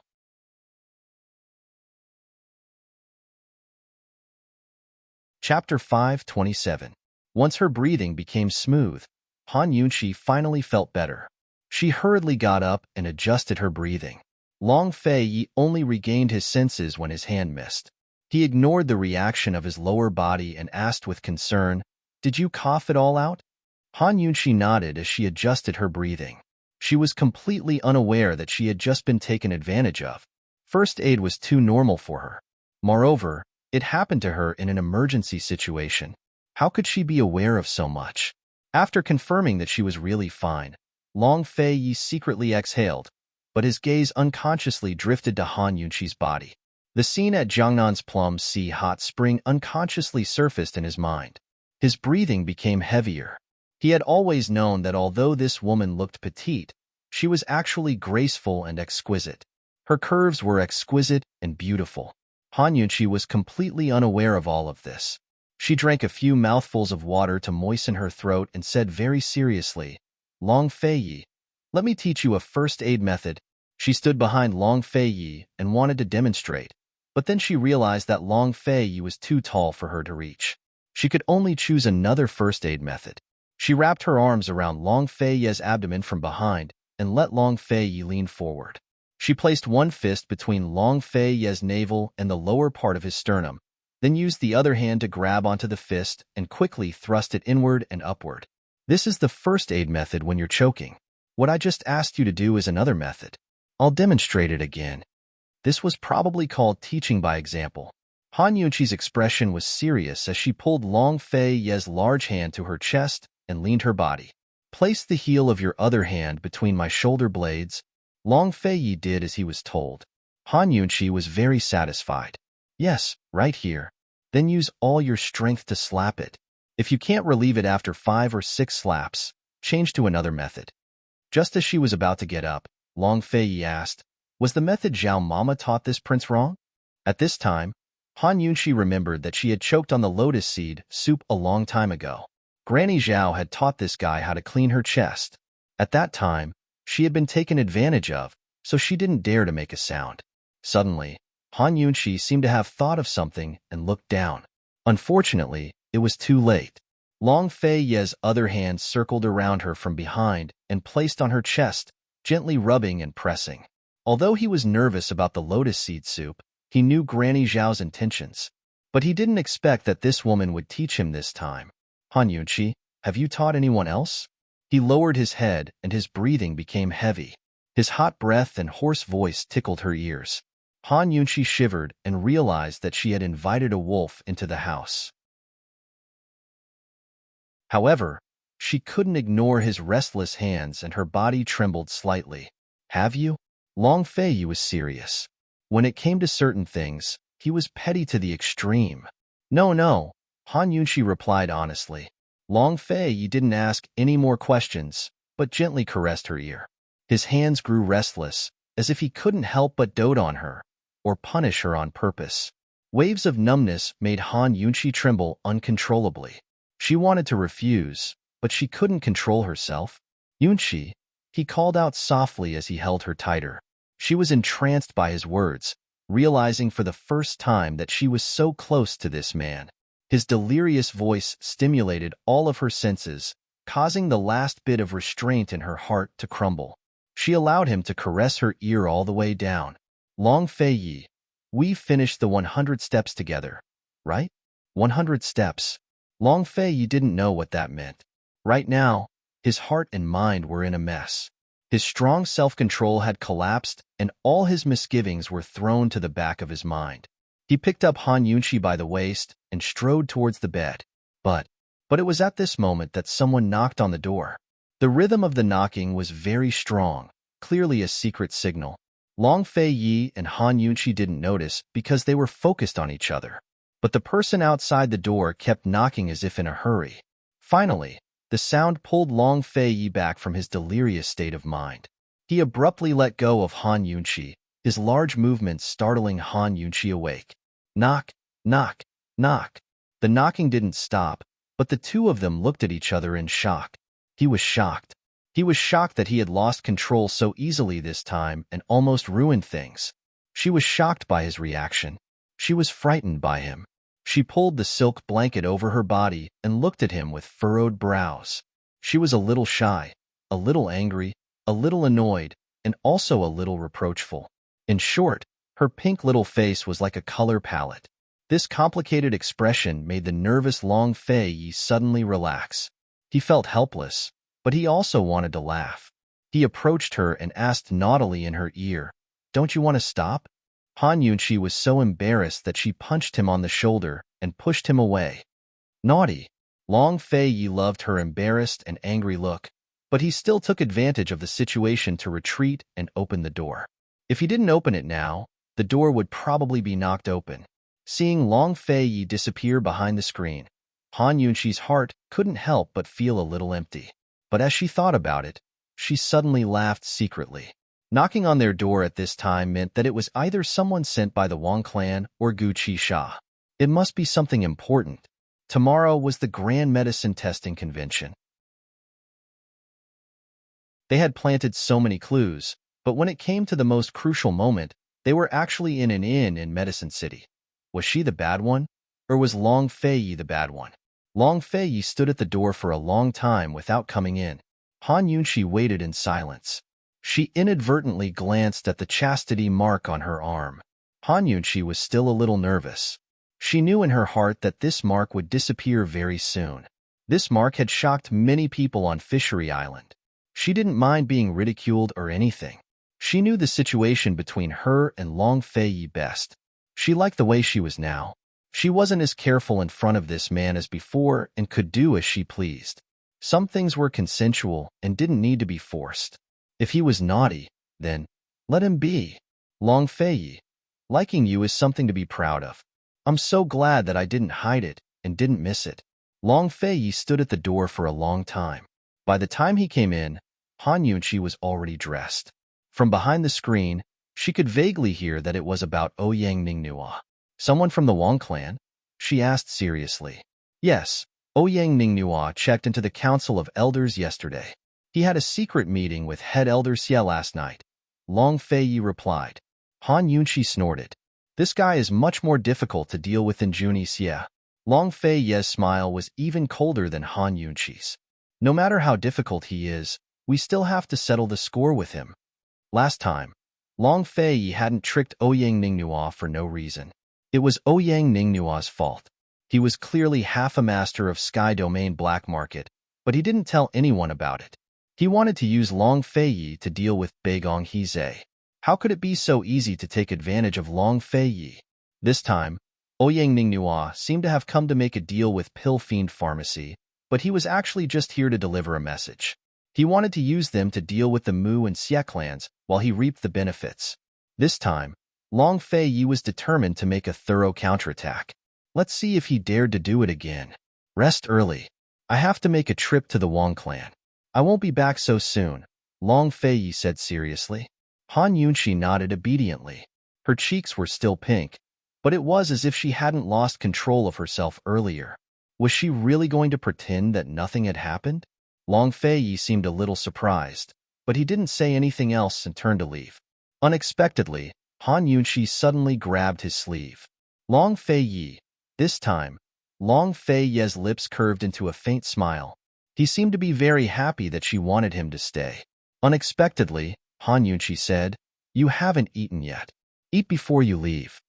Long Fei Yi stared blankly for a moment, then chuckled.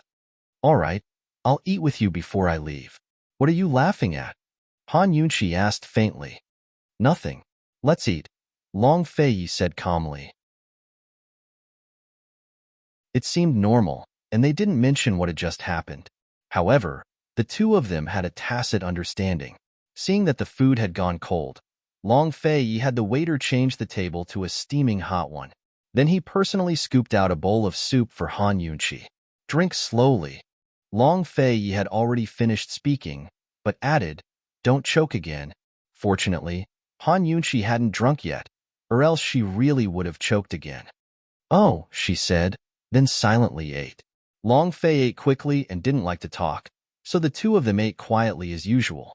But after a while, neither of them was willing to finish their meal first. Thus, the entire table was emptied. "Be good and stay here. Chu Shifeng and Tang Li are both nearby, so don't worry," Long Fei Yi murmured. Han Yunqi was very cooperative. If he'd known earlier, he would have secretly paid a visit to the Wang estate after reaching Medicine City. Plenty of people were keeping an eye on her, so she'd arouse suspicion as soon as she left. Instead, it was the decisive and direct Long Fei-yi, who turned back for a second after leaving the inn. He muttered, "Yunqi, once we take Medicine City, I'll take you to Celestial Mountain." He hadn't planned to return to Celestial Mountain so soon, but now he wanted to get there as soon as possible so he could settle all his grudges. After confirming that Long Fei-yi had left, Tang Li and Chu Shifeng emerged from the walls of the inn. "Your master is dawdling more and more," Tang Li said objectively. No, he wouldn't dawdle if esteemed Wang Fei wasn't by his side. Chu Shifeng was even more objective. The two of them looked towards the rooms upstairs at the same time. Chu Shifeng smiled and said, "Young clan head Tang, you were right to run away from the marriage. Women can't be provoked." Tang Li chuckled. "Your mistress is the only one I can't provoke. The rest are fine." Apparently, his fiancée's forces had been searching for him all over the world, but they hadn't found him yet. That meant they weren't very capable. Currently, Han Yunqi was smiling foolishly at the messy bedsheets in her room. It was unclear what she was thinking, but her smile was both silly and sweet. It was completely unlike her usual self. After washing up, she curled up in bed and let her mind wander into the detoxification dimension. It was the end of autumn and the beginning of winter, so the nights in Medicine City were especially chilly. She lay in the innermost corner of the room, leaving a spot for Long Fei-yi. She was so tired that she was about to fall asleep in the detoxification dimension when her eyes suddenly widened. "Where's that fellow, Gu?" A few days ago, she'd received news from Gu that he'd used up his poison roundworm and had already snuck into Mu Ling-er's side. He was going to meet up with them tonight. It was already the middle of the night, but he still hadn't shown up. What was going on?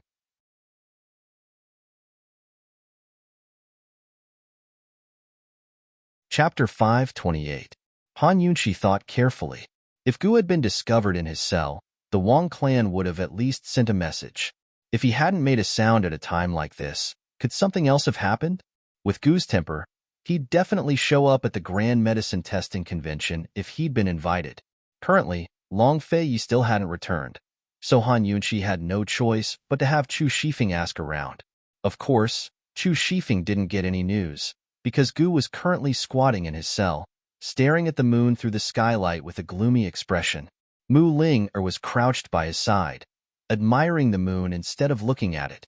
Her face was filled with happiness, making it obvious that she was in love. Unfortunately, Gu wasn't looking at her at all. Ever since he'd used the roundworm poison, the prison guards and Lin clan members had been scared out of their wits. Aside from delivering food 3 times a day, none of them dared to take a step closer. If he'd known they were so cowardly, he would have gone to find Han Yunqi instead of coming in. Tomorrow was the Grand Medicine Testing Convention, but he still couldn't leave. He should have sent a messenger pigeon to Han Yunqi to let her know that he couldn't go, but Gu still hadn't done so. The Council of Elders hadn't invited Long Fei-yi this time. It wasn't easy for him to get a chance to spend some time alone with Poison Lass, so he really didn't want to miss it. He refused to believe that his luck was so bad. If he waited, perhaps he'd have a chance tomorrow. "Your Excellency Pill Fiend, tomorrow's the Grand Medicine Testing Convention. If I wasn't locked up, I'd definitely be able to kill everyone in seconds." Mu Ling-er turned back, her bright eyes and white teeth shining in the moonlight as she smiled brilliantly. "You're talking so happily?" Gu asked doubtfully. Mu Ling-er restrained herself and made up an excuse. "Of course I'm happy. If I don't participate, those useless trash from the Mu clan will have a chance to lose face." "Hee, the Mu clan has plenty of trash, but so do the Wang and Xie clans. Without you, the Grand Medicine Testing Convention won't be interesting at all." Gu was very disdainful. Mu Ling-er was very happy to be praised.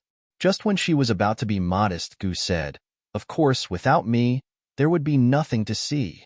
Mu Ling-er giggled and took the opportunity to ask, "Master Pill Fiend, can I learn medicine from you?" Unfortunately, Gu wasn't polite at all. "Give up. I won't accept a single disciple in this lifetime." As he spoke, he added, "There is one person who can be an exception." Mu Ling-er was rather disappointed and muttered, "I know who it is." Just as she was about to say Han Yunqi, Gu said something else. He said, "Long Fei-yi." Mu Ling-er looked up and was speechless.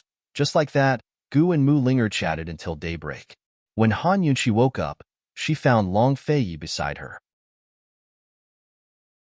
He wasn't completely lying down, but was half lying on the high pillow with his eyes closed to rest. He was dressed neatly, and it seemed like he had just returned. Han Yunqi was naturally concerned about Gu. She didn't know if that guy had come yet. Unfortunately, her heart was still biased towards Long Fei.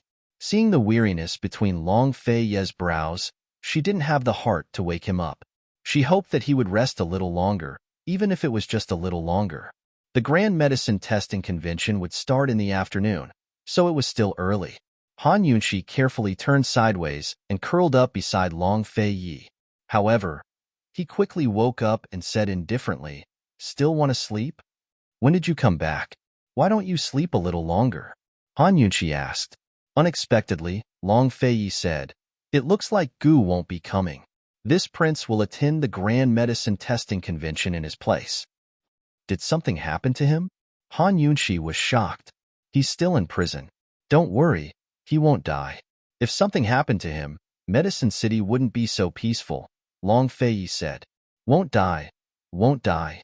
It was just a casual way of saying things. Who would think about these 3 words for no reason? Han Yunqi hadn't paid attention to these 3 words. Last night, she had been thinking that Gu was most likely still in prison. Hearing Long Fei's words, she was relieved. The Council of Elders won't agree to let you take his place. Cough, cough. You should just focus on your job as a bodyguard, Han Yunqi teased. But Long Fei simply took out a large black robe and covered his head with it. In the end, he looked exactly like Pill Fiend. Even his height was about the same. After he returned from the Wang estate, Chu Shifeng had reported the news. Pill Fiend was happy to see Gu absent, so he ordered Chu Shifeng to find him a large black robe. As Han Yunqi's bodyguard, he could only stand far away from the viewing platform. Now that he'd come in place of Gu, he could sit with Han Yunqi. He would have to thank Gu for such a good thing later. Han Yunqi gave a start, then laughed out loud. "Your Excellency Pill Fiend, long time no see? Long time no see." Long Fei used his voice-changing arts, but his strange voice didn't sound like Gu's at all. That didn't matter, because he was only going to watch the show. He wouldn't talk much, but he'd already told Wang Gong everything he needed to tell him last night. Just like that, Gu still didn't show up in the afternoon. Long Fei draped himself in a large black robe and openly walked with Han Yunqi to the entrance of the medicine forest. Under the guidance of an apprentice, they arrived at the Grand Medicine Testing Convention. By the time they arrived, the convention was already packed with distinguished guests. This was a concentric ring of stairs, with a round competition stage at the bottom of the center. 2 medicine dispensing tables had already been placed on top of it.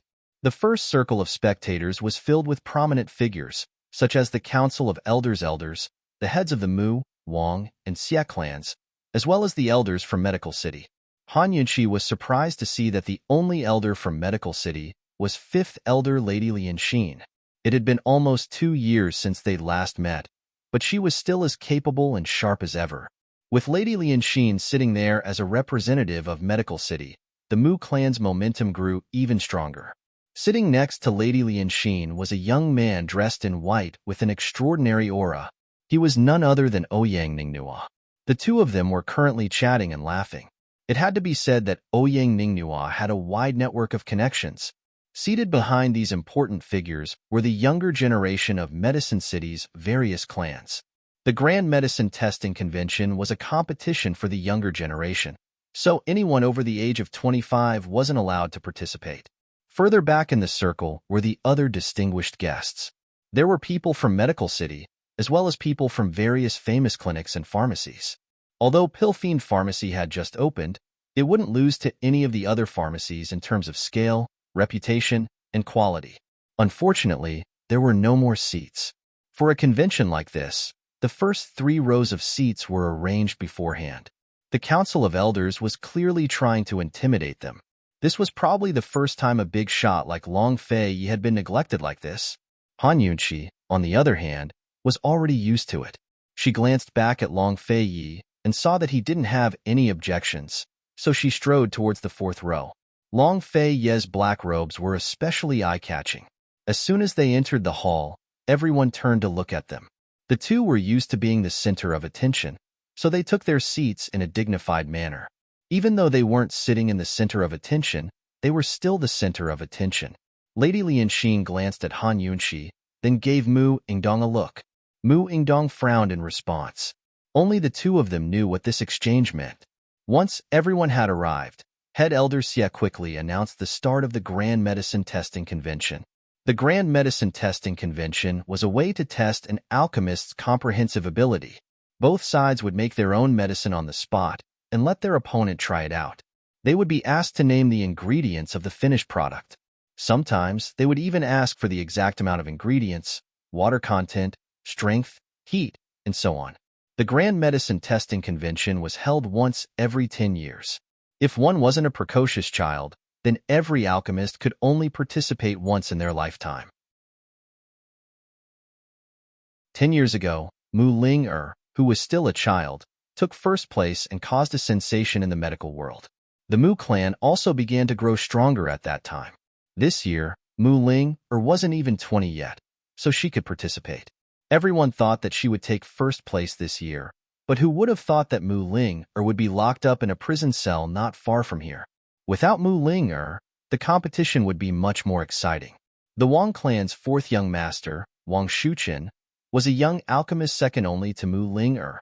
His popularity was extremely high, but 2 days ago, the Mu and Xie clans had announced that they could easily defeat Wang Shuqian. Even a few of the Mu clan's young masters had set up a public bet that Wang Shuqian would lose. This matter caused a lot of suspicion and jealousy. Everyone said that the Mu and Xie clans had hidden talents and would shock the medical world today. After all, 10 years wasn't a short time. It was enough time to nurture a lot of trump cards. The competition used an elimination system. After a few rounds of competition, Han Yunxi and Long Fei didn't pay much attention. They were both immersed in their own world. After all, their main purpose today wasn't to watch the competition. It wasn't until the Wang clan's fourth young master, Wang Shuqian, went on stage that the two of them perked up. Who knew that just as the Wang clan's fourth young master went on stage, a medicine boy ran along the aisle to the front. As he ran, he shouted, "Head Elder Xie, something bad has happened. Something bad has happened." This shout resounded in the silent venue. The people in the front two rows suddenly stood up. Everyone present was very surprised. What happened? What's all the fuss about? Head Elder Xie reprimanded sternly. "Sir Head Elder, outside, outside. Someone wants to barge in without an invitation. They've brought a large group of people with them," the medicine boy reported. "Impudence. Who has the guts to do this? Men, capture this old man. Once the competition is over, I won't let you off easily." Head Elder Xie was very imposing, but Han Yunxi and Long Fei only sneered. They knew what was going on. Ouyang Ningnua was also smiling. He deliberately looked in Han Yunxi's direction, but unfortunately, Han Yunxi ignored him. Mu Yingdong knew best what was going on. He deliberately ordered his subordinates in a loud voice, "Send more people to capture them all. The Grand Medicine Testing Convention is a grand occasion for our medicine city. We won't tolerate such impudence." Head Elder Xie sneered. "House Lord Mu, this is the responsibility of the Council of Elders. There's no need for you to worry." Mu Yingdong ignored him with an indifferent expression. However, not long after the medicine boy left, he ran back. "Head Elder Xie, we can't stop them. Those people know how to use poison." As soon as he said this, everyone present was shocked. Mu Yingdong immediately felt uneasy. How could this medicine boy say that? Poison? Who are they? Head Elder Xie asked sternly. The medicine boy had already been briefed. He replied loudly, "The leader of 100 Poison Sect, Juni Xie."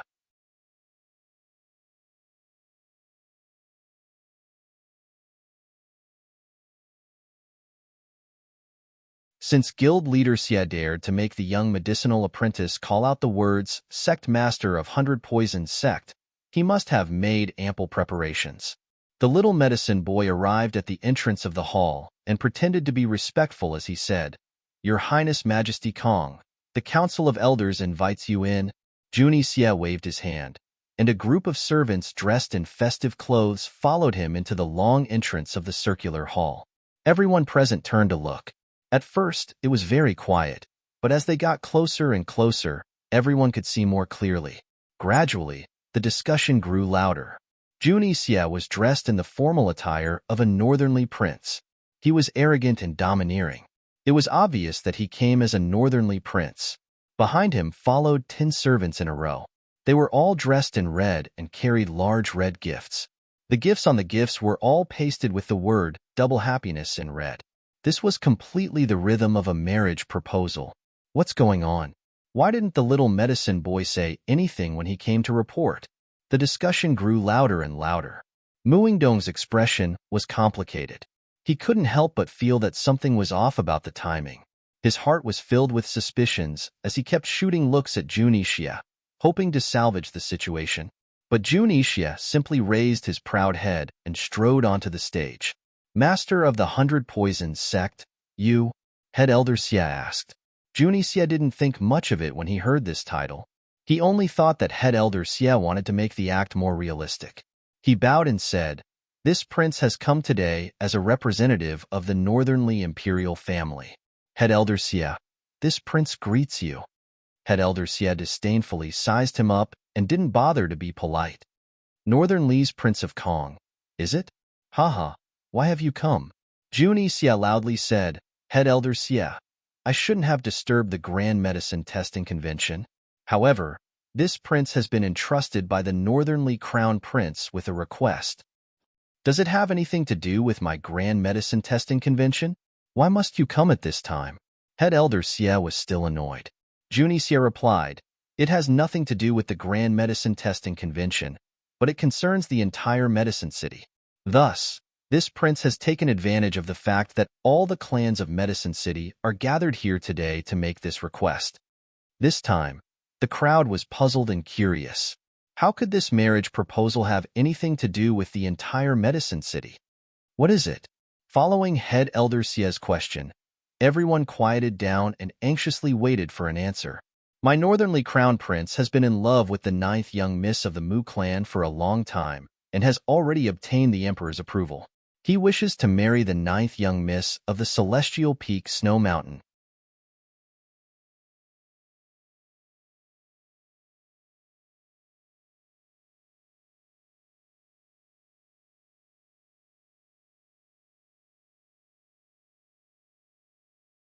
Chapter 530. Now that Head Elder Xia had exposed the entire matter, he had offended Junixia to no end. Although surprised, Han Yunxi quickly understood that Head Elder Xia had offended Junixia for Medical City to see. Offending the 100 Poisons Sect and even Northernly Country in order to curry favor with Medical City would do far more good than harm to solidify his position as head of the Council of Elders. It was killing 2 birds with 1 stone. Xie Dei was truly worthy of being the head of the Council of Elders. He wasn't simple at all. Moreover, he had Ouyang Ningnua behind him, making him even more difficult to deal with. Han Yunxi whispered to Long Feiyi, Let's not become the Xie clan's wedding dress. It was Han Yunxi who had exposed the collusion between Muingdong and Junixia to Head Elder Xia. If they couldn't topple the Xie clan in time, Han Yunxi would definitely cry. Long Feiyi glanced at her and whispered, Just wait. Han Yunxi was reassured by His Highness Duke of Qin's words. She believed that the best part was yet to come. The agreement with the Patriarch's seal was passed around among the people present. When it reached Lady Lianxin's hands, she glanced at it before glaring fiercely at Muingdong. Muingdong stood rooted to the spot as if he had been struck by lightning. His face was so dark that it was almost charred black. He was so stiff that he couldn't move. Only his hands that hung at his sides trembled uncontrollably. His mind was blank, and he still hadn't recovered from the shock. He had been suspicious of Head Elder Xia's attitude from the start, but he never thought that he would be played like this, nor did he expect things to turn out this way. With such irrefutable evidence, how could he explain himself? How could he salvage the situation? He could only admit his mistake. Head Elder Xia. Muingdong suddenly cried out, Head Elder Xia, this one was wrong. Completely wrong. It was all Junixia's coercion. This one was worried about my daughter and wanted to seek greater benefits for Medicine City. That was why I agreed to Junixia's request. Although this one has a private agreement with Junie Xie, this one has long planned that once Linger is married, the Snow Mountain will be given to the Council of Elders and shared by all the families in Medicine City. Such words were simply a joke. Who would believe it? President Xie was about to retort when Madame Lianxin stood up. Muing Dong, you're so muddle-headed. Even the people of 100 Poisons sect can scheme against him? Junie Xie's face was already gloomy because of Muing Dong's counterattack. After being scolded by Madame Lianxin like this, his deeply chiseled face became even darker. However, he still didn't say anything. Fifth Elder, I was foolish. I deserve to die. However, I am also anxious to protect my daughter and the city. For the sake of the Northernly royal family, I sigh.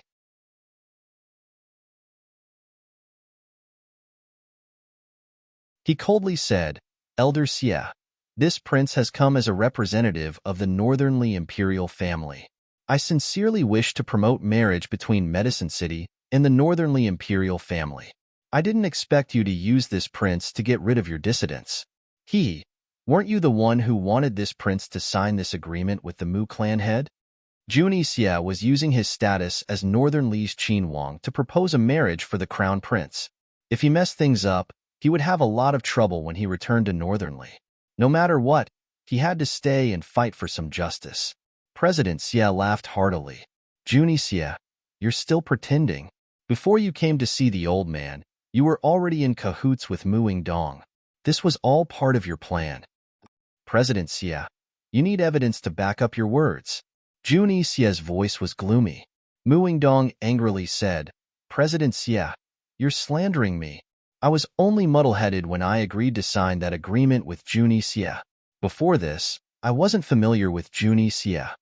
Muing Dong was several times more agitated than Junie Xie. One had to know that the Council of Elders was only punishing him for signing a private agreement with Junie Xie. However, if he had been in cahoots with Junie Xie, then he had committed a grave crime. These were two completely different matters. President Xie sneered, Min, bring out the evidence. Evidence? Han Yunqi was puzzled. Long Fei Yi was also watching with interest. It was already good enough that President Xie was using the marriage to suppress the Mu family. Where was he going to find evidence that the Mu family had been in cahoots with Junie Xie, who knew that when the evidence was presented, everyone would be disgusted? The evidence was actually a corpse covered in worms. Ouyang Ningnua was the most exaggerated one.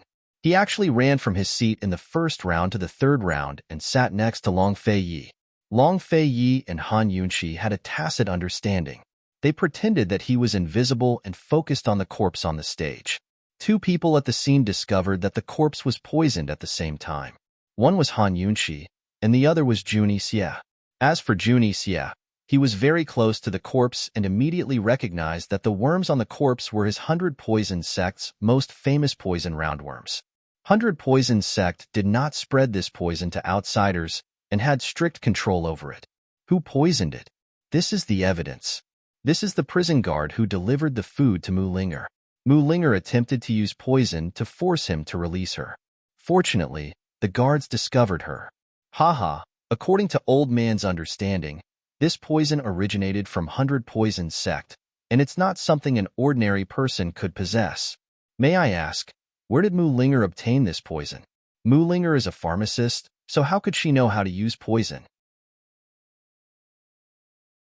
Asked President Xie seriously.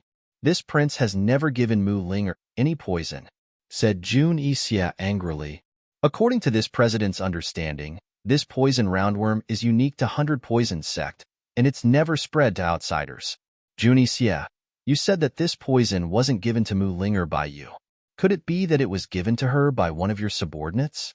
Junie Xie didn't know what to say in response to President Xie's question. Han Yunqi was even more shocked than Junie Xie. How did things turn out like this? Han Yunqi sat far away and couldn't see clearly, but the detoxification system had already given her the answer. It was a poison roundworm, but it wasn't the roundworm poison she gave to Gu. She had always been researching 100 Poison sect and had researched the top 10 poisons of 100 Poison sect's poison ranking. She could basically write down the formulas based on the descriptions. However, she had never come into contact with those poisons, so the ones she made could only be said to have similar symptoms, but they weren't the real deal. The roundworm poison she made for Gu was the same. The symptoms of poisoning were very similar to the roundworm poison of 100 Poison sect, but there were still differences if one looked carefully. Not to mention other things. At least the roundworm poison she made would corrode along with the corpse within a day, while the 100 Poison sect's poison wouldn't. Not to mention the difference in toxicity, just the poison that Gu had used. In Gu's letter, he clearly said that he had poisoned the Lin family's burly man. So how did he become a prison guard? Han Yunqi immediately activated the detoxification system to conduct an in-depth examination, analyzing the time when the deceased had been poisoned. Who knew that the result would give her a fright? This deceased had been poisoned on the second day after the Lin family's burly man died. So someone used the real roundworm poison to poison the prison guard after the Lin family's burly man was poisoned. Who poisoned him? Where did the real roundworm poison come from? Han Yunqi originally faked the 100 Poison sect's poison to strengthen President Xie's heart, making President Xie believe that Junie Xie and the Mu family were in cahoots. She didn't want to provide evidence that Junie Xie and the Mu family had long been in cahoots. After all, their plan to suppress the Mu family had to be done step by step. If they suppressed the Mu family all of a sudden, the Xie family's power would increase. Once the Xie family's power increased, it would be even more difficult for them to get Mu Ling'er out. Moreover, there was a big difference between the Mu family and Junie Xie and Mu Ling'er and Junie Xie. Once Mu Ling'er became a scapegoat, she would definitely be blacklisted by Medical City in the future. How troublesome. Without a doubt, Long Fei Ye's plan had been completely disrupted. He narrowed his cold eyes and turned to look at Ouyang Ningnua, who was sitting to the side. Ouyang Ningnua's smile was very gentle and harmless. Han Yunqi was feeling gloomy when President Xie suddenly called out to her. Qin Wangfei, I've heard that you're proficient in the art of poison. Please come on stage and testify. Han Yunqi really wanted to cry. What should she do now? Esteemed Wangfei, President Xie is calling for you. Ouyang Ningnua reminded her with a smile. Han Yunqi didn't want to pay attention to him, so she cast a questioning look at Long Fei.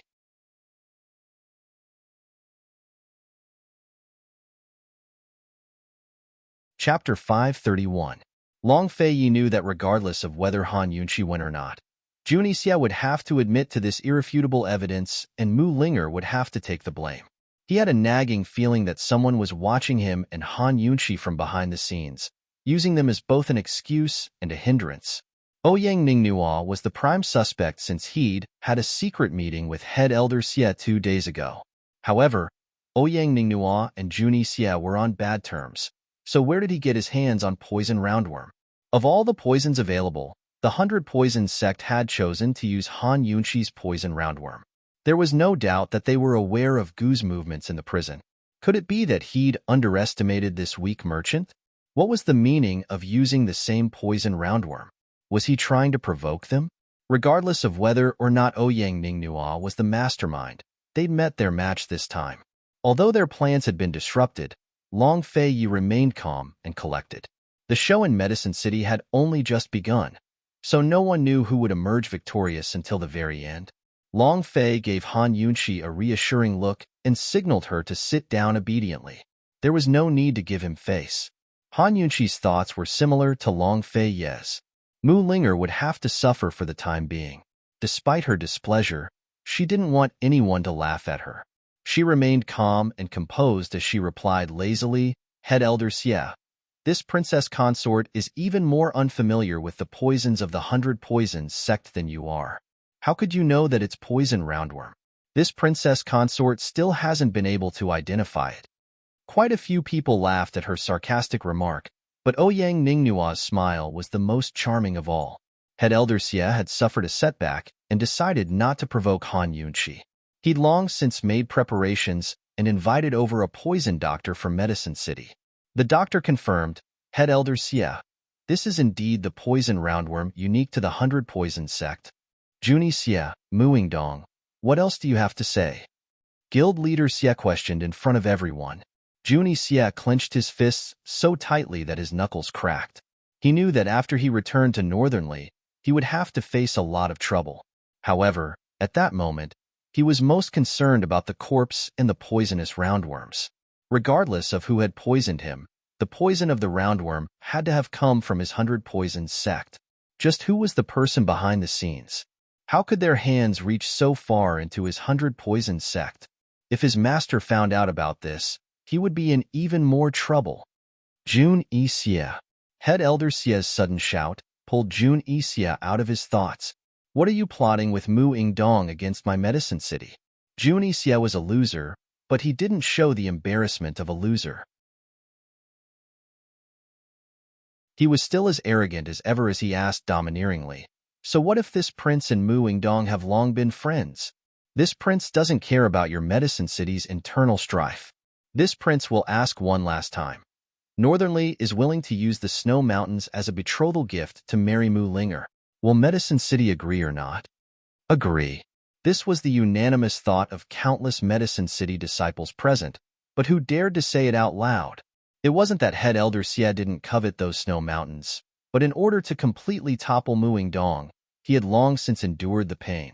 My Medicine City will never collude with the Poison Sect. From now on, if you dare to take even half a step into Medicine City, we will not be polite. Head Elder Xie angrily declared. This was a barring order. In order to issue a barring order, everyone in the Council of Elders had to agree.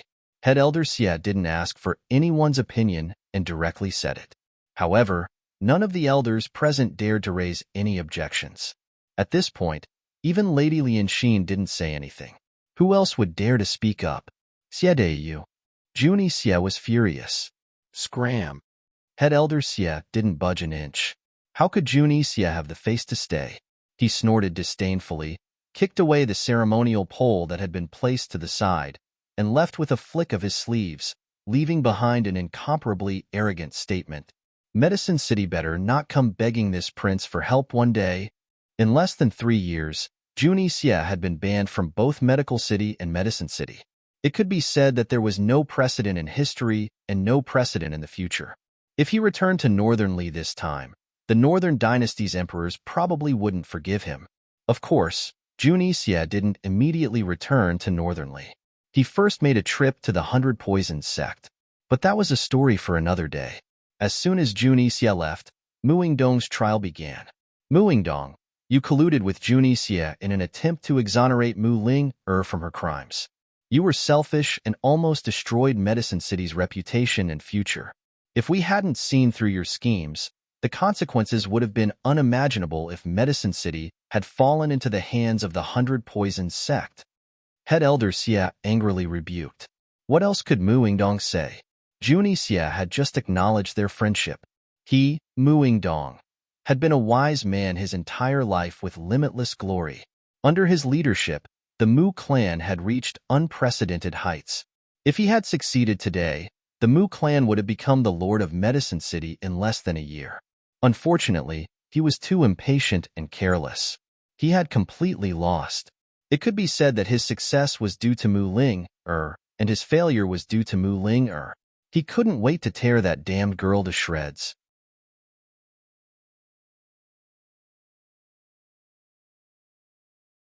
They wanted to complete the convention in one go and steal all the limelight. Most of the Mu clan's people had already left. Lady Lianxin was still very magnanimous. She acted as if nothing had happened and returned to her seat. She took a few sips of tea and prepared to watch the competition. Han Yunxi saw this and felt admiration in her heart. She decided to find a chance to ask Lady Lianxin some questions before she left. Everyone was ready for the start of the competition, but Ouyang Ningnua was still sitting by Long Fei Ye's side. He had no intention of returning to his seat. Your Excellency Pill Fiend, do you think 4th young Master Wang can take first place? He asked in a low voice with a smile. Long Fei Yi didn't reply. Your Excellency Pill Fiend, why didn't Medicine City invite you to be a judge? You're the authority in this field. Ouyang Ningnua asked next. Long Fei Yi didn't reply. Hee, none of the aristocratic families in Medicine City can compare to you, Pill Fiend. As Ouyang Ningnua spoke, he turned to face Long Fei Yi and said seriously, Your Excellency Pill Fiend might as well seriously consider cooperating with Cloud Realm Trade Consortium. If you have any conditions, feel free to raise them with this one. This one will definitely do my best to satisfy you. Long Feiyi still didn't say a word. At this moment, the Wang clan's fourth young master, Wang Shuchen, returned to the stage. Only then did Ouyang Ningnua pay attention to the stage instead of annoying Long Feiyi. The Grand Medicine Testing Convention was important to begin with, but the Mu clan's defeat only made it even more crucial. This was because the official showdown between the Wang and Xie clans would begin with this competition. Leaving aside the extravagant rewards and the right to take over the Council of Elders' land and medicine storehouses, the competition would have a huge impact on the hearts of the people. Once the decennial Grand Medicine Testing Convention ended, it was time for the Elder Council to elect the elders and deacons. Elder Xie hadn't reached the age of retirement yet, so he naturally wouldn't retire. However, a few of the 7 elders in the Elder Council had to retire. Moreover, the Elder Council's punishment for the Mu clan would definitely remove the Mu clan from the Elder Council and deacons. At that time, no matter if it was the position of elder or deacon, there would be vacancies. Once the time was up, elections would be held to test the hearts of the people. Would they choose the Wang clan or the Xie clan? In Medicine City, where alchemy reigned supreme, the younger generation was very important.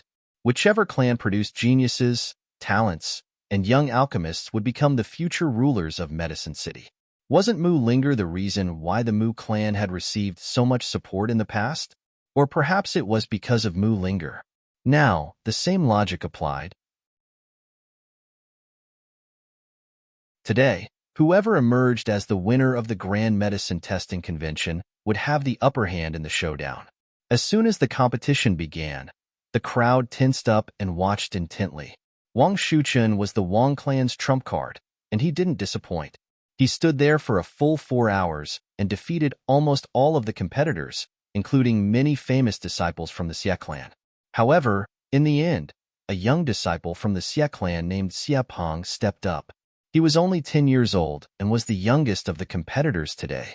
The crowd was shocked by the appearance of this child.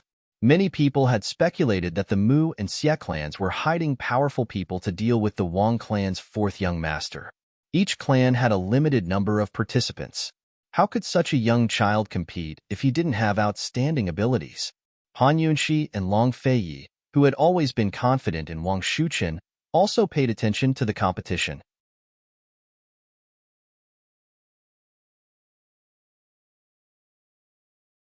Chapter 532. Wang Shuchen and Xie Peng's competition was about to begin. The two of them stood on opposite sides of the stage with their eyes covered and their backs facing the stage. Medicine City's Grand Medicine Testing Convention was known for its fairness. Every part of the competition was designed to avoid any possible cheating. The participants were required to use the ingredients provided by the Council of Elders to concoct a medicine on the spot. Even the ingredients provided by the Council of Elders were chosen at the last minute. Therefore, it was unlikely that the participants were cheating or the Council of Elders was going easy on them. Of course, no matter how fair the rules were, there was one thing that couldn't be avoided: luck. Before the disciples of each family came to participate in the competition, the top pharmacist in the family would secretly teach them some of the best prescriptions that had never been made public. If the herbs needed for the prescription were all in the list of herbs provided by the Elders Guild, then it would be a stroke of luck. One had to know that a top-notch recipe required several pharmacists to research for 1 or 2 years. With the experience and skills of these young participants, it was impossible for them to concoct a top-notch recipe in such a short amount of time. By this time, the stage had been cleaned up and an apprentice brought in a large basket of ingredients. May the Wang and Xie clans each send one person to provide the others' ingredients, the Master of Ceremonies announced. In other words, they would take 30 types of medicine from the large medicine basket provided by the Elders Guild and provide them to the other party. This step was very crucial as it directly determined what medicine the other party could and couldn't concoct. As soon as the Master of Ceremonies finished speaking, the Wang and Xie clan heads stood up at the same time. The atmosphere immediately became tense as everyone craned their necks to watch. The Wang and Xie family patriarchs were extremely fast. In just a few moments, they had picked out 30 different herbs and handed them to the Master of Ceremonies. The master of ceremonies recorded the herbs one by one and sent Elder Wang's herbs to Xie Peng's table, while Xie family patriarch's herbs were sent to Wang Shuchen's table. The two sets of ingredients were written on a large whiteboard on the stage for everyone to see. Only Wang Shuchen and Xie Peng couldn't see them. Once the ingredients were announced, the crowd grew even quieter. Everyone who was at the convention was an insider and more or less knew the ropes. Everyone began to ponder how to concoct the ingredients. Needless to say, it was very difficult. Of the 30 ingredients that Elder Wang chose for Xie Peng, at least 20 of them couldn't be used together. Their medicinal properties would repel each other and affect their efficacy. Xie Peng had to either use the remaining 10 or find a way to destroy the repulsion between the medicinal properties. The Xie family's patriarch had given Wang Shuchen 30 types of medicines. On the contrary, 20 of them had to be shared. As long as the opponent tested one of them, he would know the remaining 19. Wang Shuchen could only use the remaining 10 herbs. There was no doubt that the less medicinal ingredients one used, the easier it would be for the opponent to find out. Han Yunqi stared at it intently, her brows furrowed slightly as if she had discovered something. Long Fei Yi and Ouyangning Nuo were completely clueless about this. Wang Shuchen and Xie Peng turned around at the same time as the master of ceremonies announced the start of the competition. They saw the 30 types of medicinal herbs placed in front of them. Wang Shuchen glanced at it and knew what to do. He immediately picked up the brush and started to draft the prescription. Xie Peng, on the other hand, didn't do anything. He just looked at the herbs. The entire arena was silent. Time slowly passed. The competition only had the time for an incense stick to burn. If one couldn't concoct the medicine, they wouldn't even need to test the medicine. They would be judged to have lost. Although it was a medicine testing competition, it first tested one's ability to concoct the medicine. This competition was truly a test of one's ability. Just like a duel between martial arts experts, both sides didn't make any big moves. However, the competition had already begun, and everyone could only see one or two moves in the competition. Soon, half of the incense stick had burned. Wang Shuchen was still scribbling furiously on the paper while Xie Peng was still staring at the herbs. Based on the current situation, Xie Peng seemed to have the upper hand. The elders began to whisper to each other. Who's going to win? Long Fei Yi couldn't help but whisper. Last night, he and Elder Wang had planned to let Wang Shuchen feign defeat and let the Mu and Xie families fight to the death. Who knew that the Mu family wouldn't even be qualified to participate in the competition? Based on the current situation, Wang Shuchen had to win. Otherwise, they would really end up benefiting the Xie family this time. It's a little complicated. Let's just wait and see. As soon as Han Yunqi finished speaking, Wang Shuchen abruptly stopped writing. In a flash, all the spectators grew nervous. Even the Council of Elders stopped whispering to each other to look intently. Without a doubt, Wang Shuchen had concocted the prescription. Wang Shuchen's white robes were whiter than snow. His every movement had a scholarly aura that couldn't be ignored. He calmly handed the prescription to the MC and began to prepare the herbs. Although there was a small screen between the two tables, Xie Peng couldn't see Wang Shuchen's table. However, he could hear Wang Shuchen's movements. However, he didn't expect this 10-year-old child to be so indifferent as he continued to stare at the herbs in deep thought. It had to be said that this kind of attitude made many of the elders present admire him. Unlike the battle between Mu Ling, and Gu Qisha, Wang Shuchen's process could be roughly seen. Of course, they only had a rough idea. Soon, Wang Shuchen had concocted a thumb-sized pill and handed it to the MC. At this time, Xie Peng still hadn't moved. The incense stick beside him was about to burn out. Could it be that Elder Wang's herbs were making things difficult for Xie Peng? The quiet guild master gradually began to discuss. The elders also began to whisper to each other. Elder Wang stroked his beard and waited. The Xie family had smiled, not in a hurry. Although there was a lot of discussion, at first, everyone thought that Xie Peng was the grand finale and wouldn't be unable to concoct the medicine. They thought that he would amaze everyone with a single brilliant feat, but Xie Peng was deep in thought and didn't move. Even when the incense stick was about to burn out, he still didn't move. Even if he were to start concocting the medicine now, It would be too late. There wasn't enough time left. How could this be? Was this the person that the Xie family brought as the grand finale? Could it be that the Wang family won so easily? The crowd gradually became restless. Everyone was in disbelief. The elders and the VIP seats were also in a heated discussion. The elders were well aware of the herbs that Elder Wang had concocted.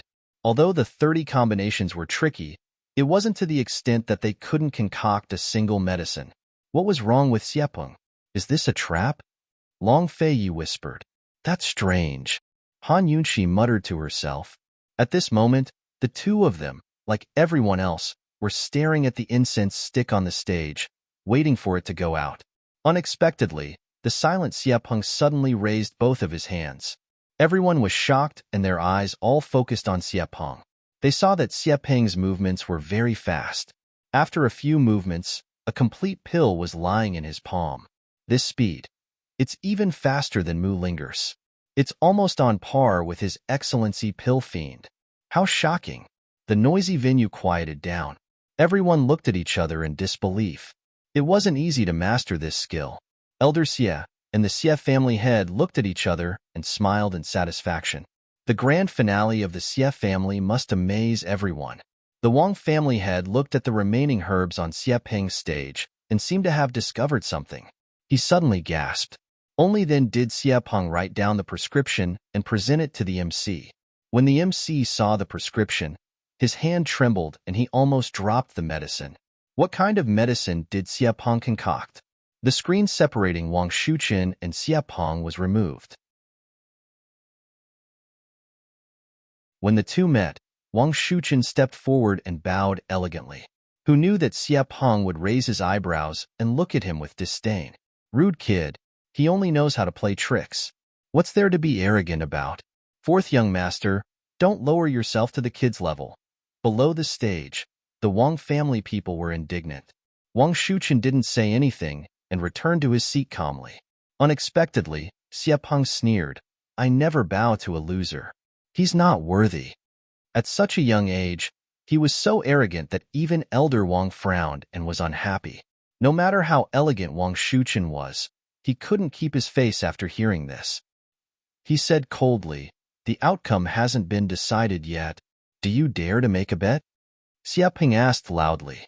Before Wang Shuqin could answer, he said again, if you lose, you have to call me Grandpa.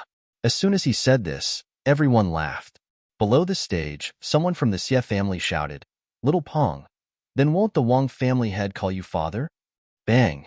Elder Wang slammed the table in anger. He asked angrily, Elder Xie, are we still going to continue this competition? Not far away, Ouyang Ningnua laughed loudly. Lord Pillfiend, you weren't as arrogant as this kid when you were young, right? The outcome hasn't been decided yet, and you're already acting like this. If he really wins, he won't look down on you, right? Long Feiyi ignored Ouyang Ningnua. Seeing that Elder Wang couldn't keep his cool, he knew that things weren't going well. Of course we're going to continue. How are we going to decide the outcome if we don't? Although the bet didn't go through, Elder Xie's words were full of sarcasm. The MC handed Wang Shuqin's pills to Xiepeng, and Xiepeng's pills to Wang Shuqin. He also handed the two prescriptions to the Council of Elders. For a moment, everyone below the stage and on the stage were nervous. The elders of the Elder Council looked at the two prescriptions with strange and solemn expressions. On the stage, the real competition began. Wang Shuqin was seriously testing the pills. He weighed them, observed their color, smelled them, and tasted them. He sliced them, crushed them, and dissolved them in water. He tested them in all sorts of ways and made notes as he tested them. There was a lot of information to be recorded, such as the type of medicine contained in the pills, their respective weights, the order in which they were mixed, the amount of water used, the strength used, and the effects of the pills. Wang Shuqin was so focused that he ignored everything around him. However, the crowd's attention wasn't on him, but on Xiepeng. Xiepeng took a small bite of the pill and placed it in his mouth. As he chewed, he made notes. He looked very casual and relaxed. The duration of the competition was also the time it took for an incense stick to burn. This time, Xiepeng quickly handed over the prescription, but Wang Shuqin was still hesitant. At first, his notes were smooth, but later on, he kept changing them and couldn't be sure. Time waited for no man. Gradually, Wang Shuqian grew anxious. He looked up at the incense stick several times, anxious and nervous. At that moment, the Council of Elders finished reading Xie Peng's prescription. It was exactly the same as the one Wang Shuqian had given them. Xie Peng's prescription is correct, the MC announced loudly. Wang Shuqian was even more anxious. He wrote a few more notes and gave up. I've lost. As soon as he said that, the crowd went into an uproar. Although there wasn't much time left, Wang Shuqian wouldn't admit defeat so easily. Admitting defeat and losing were two different things. What was going on?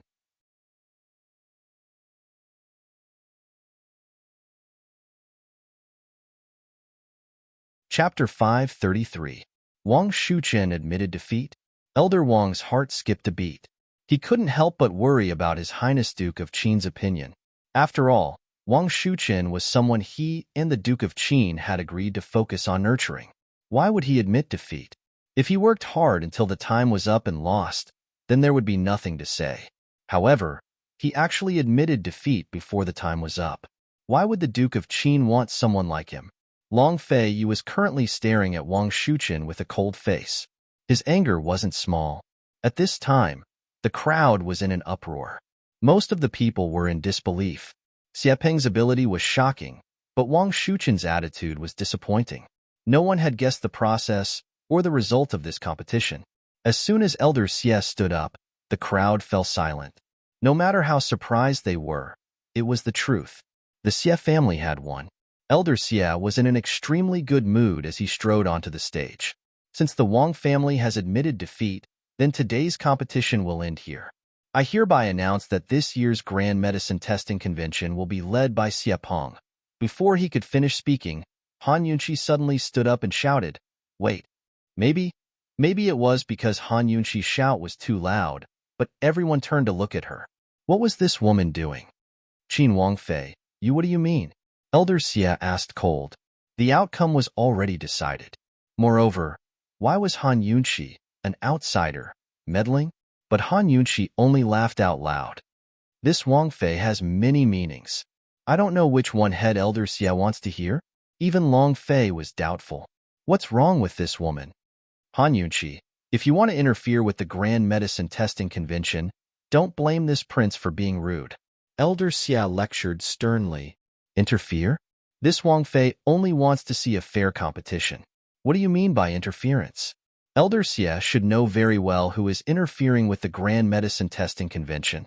Han Yunqi's clear and powerful voice resounded through the quiet venue. Her sudden accusation confused everyone. Househead Xie couldn't help but stand up and shout angrily, "Han Yunqi, my Medicine City's people won't allow you to casually slander them. If you have something to say it clearly. Otherwise, don't even think about leaving today." All right. Han Yunqi didn't leave her seat and walked up the stage. Long Fei didn't understand why, but he followed closely behind. Everyone's gaze followed the two of them. Everyone was at a loss. They really didn't know what had happened.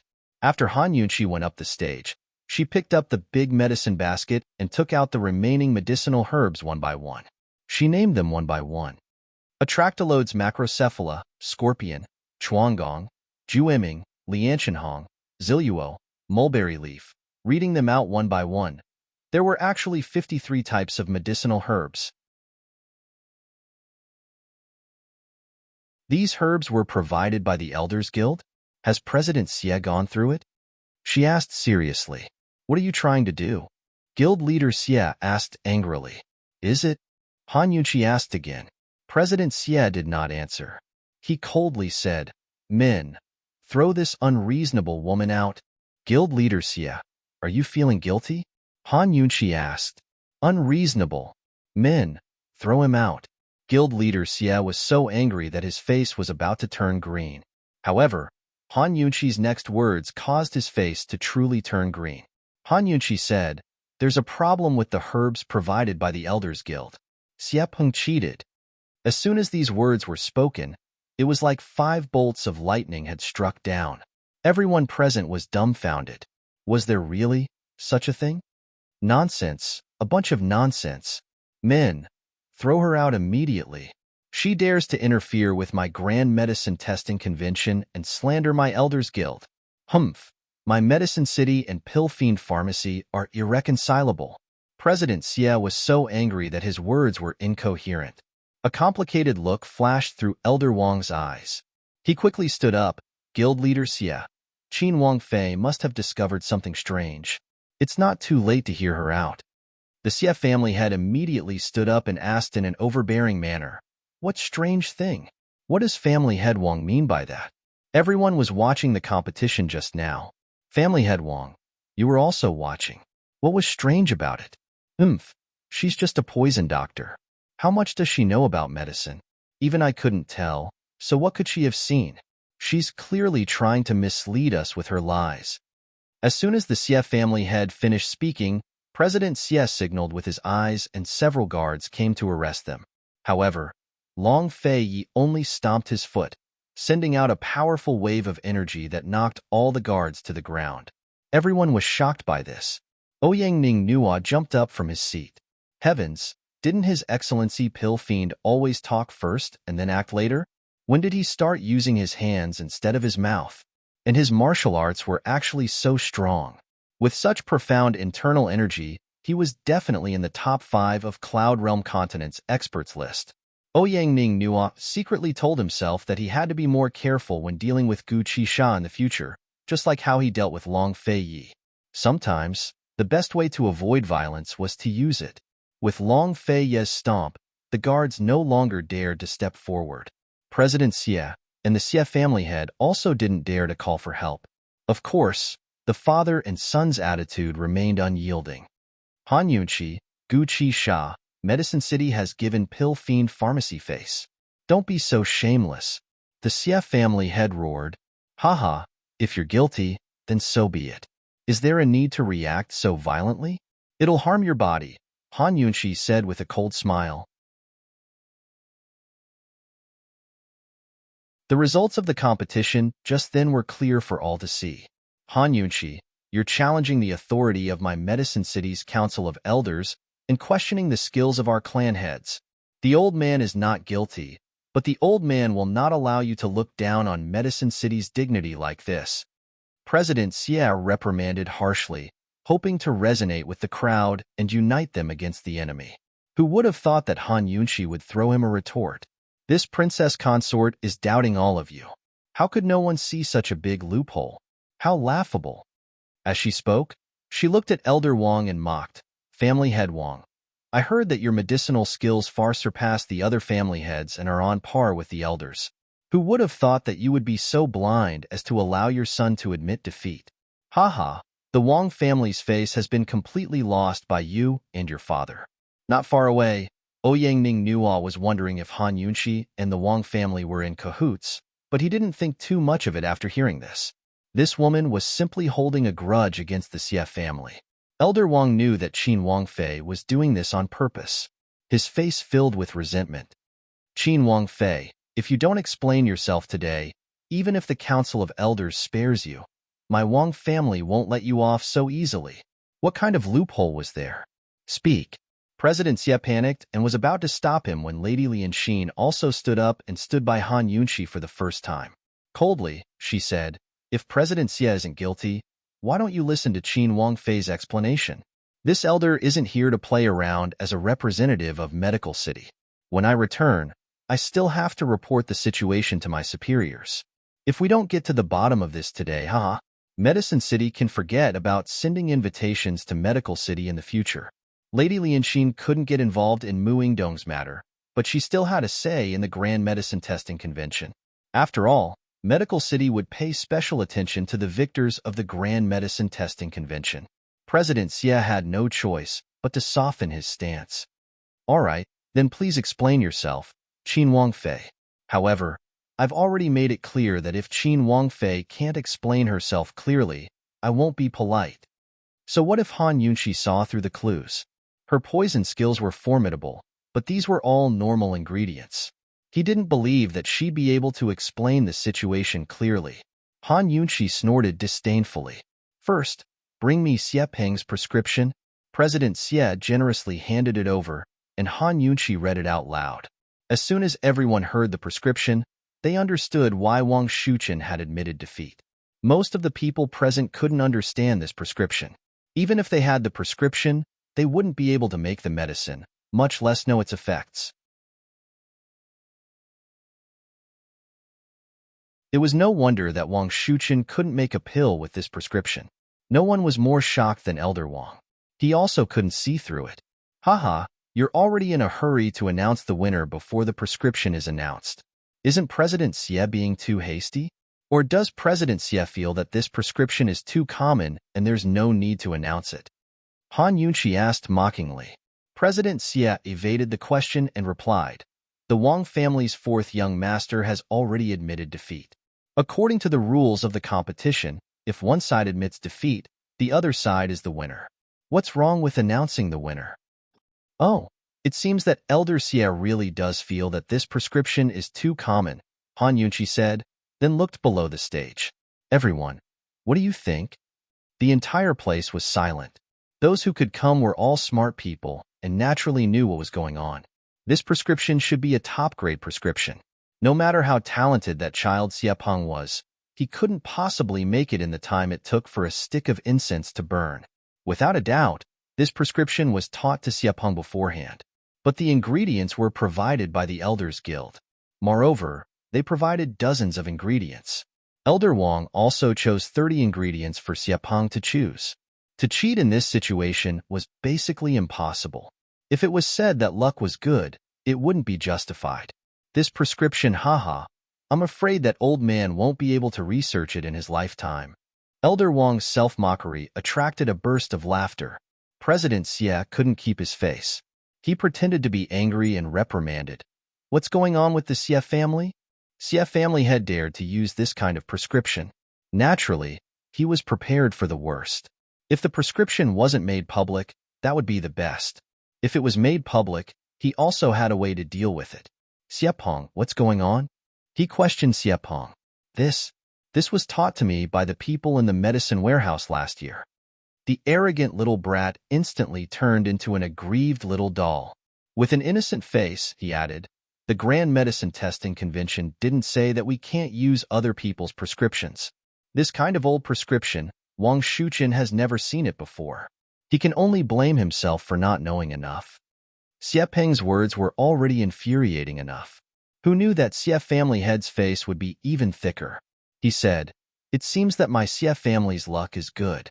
It's a coincidence that the Elders Guild provided the ingredients to make this prescription.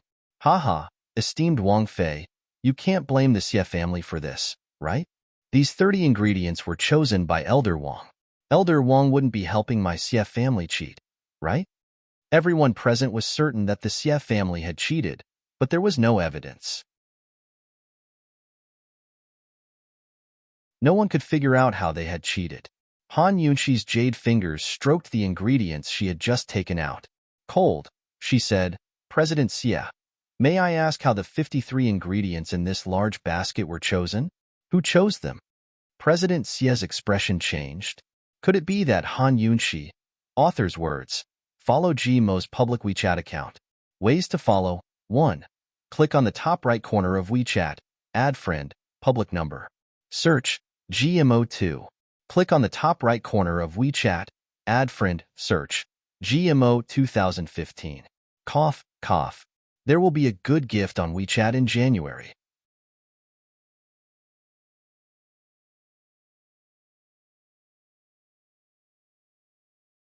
Chapter 534. Seeing that Han Yunqi was so focused on the ingredients in the basket, Elder Xie's guilty conscience finally gave in. The key to Xiepeng's cheating was in these ingredients. Could it be that Han Yunqi had really discovered something? However, Elder Xie remained calm. He confidently replied, of course it was chosen by the Council of Elders. Who did the Council of Elders choose? How did they do it? Han Yunqi pressed on. At this moment, 4th Elder and 7th Elder stepped forward. Both of them were from the Wang clan. These ingredients were chosen from the list provided by Elder Xie. There are a total of 53 ingredients. The 6 of us selected them together, 4th Elder answered honestly. There were 7 seats in the Council of Elders. Xie was the head, while the remaining 6 were from the Wang, Xie, and Mu clans. Thus, the Xie clan held the most power in the Council of Elders. Where is the list of ingredients? Do you dare to take it out for us to see? Han Yunqi asked again. At some point, Ouyang Ningnua had returned to his seat in the VIP section. He chuckled. Esteemed Wang Fei, you can't be suspecting that Elder Xie did something to the list, right? Is that even possible? At this moment, there was quite a bit of discussion going on below the stage. These ingredients had been carefully selected by many different people. In order to tamper with the ingredients, one would have to bribe everyone involved. That was simply impossible. But why was Qin Wangfei so confident? What was the truth behind this matter? It was even more exciting than the results of the competition. Han Yunqi treated Ouyang Ningnua as heir and ignored him. She asked Elder Xie again, "Do you dare to take out the list for us to see?" A trace of ruthlessness flashed through Elder Xie's eyes. He immediately took out the list. He refused to believe that this would happen.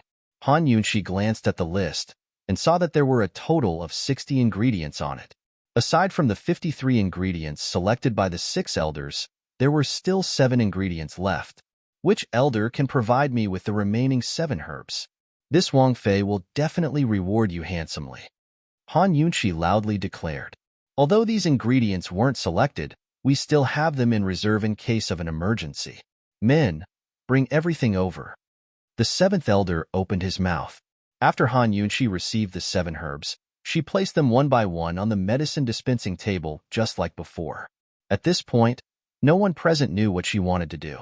However, the Xie family head was already panicking and kept shooting glances at Guild Leader Xie. Guild Leader Xie kept his cool and did not say anything. Who is willing to come up and pick 10 random herbs for this princess? Han Yunqi asked again. Me. Madame Lianxin walked over with large strides.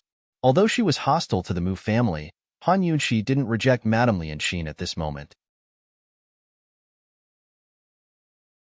She generously gestured for her to enter. Madame Lianxin quickly picked out 10 medicinal herbs in front of everyone. Which pharmacist is willing to help this princess make the medicine? Han Yunqi asked again. Old man. Patriarch Wang was the first to raise his hand. However, Han Yunqi smiled and said, Patriarch Wang, you should avoid suspicion. Knowing that Qin Wangfei said this on purpose, Wang family head didn't know whether to laugh or cry. He could only give up. As soon as the Wang family head stepped down, a large number of people below the stage actually raised their hands, eager to give it a try. Qin Wangfei, I'll do it. I'm from the Li family in the southern part of the city. I have no relationship with the Wang and Xie families. I'll do it. I was just defeated by 4th young master Wang. Me. Esteemed Wang Fei, even a child wanted to go up on stage. Han Yunqi was amused. She looked around before her gaze landed on Patriarch Xie. Patriarch Xie, you should do it. What medicine do you want to make?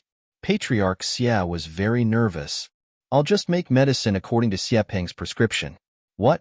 Patriarch Xie doesn't know how to make it. Han Yunqi asked with a smile. Patriarch Xie's face paled even more. He suppressed the panic in his heart and pointed at the 10 herbs Madame Lianxin picked out. He angrily asked, These herbs are completely different from the prescription. How do you make them? Whatever. Han Yunqi indifferently said. Whatever. What was this woman doing? Everyone present was confused and impatient.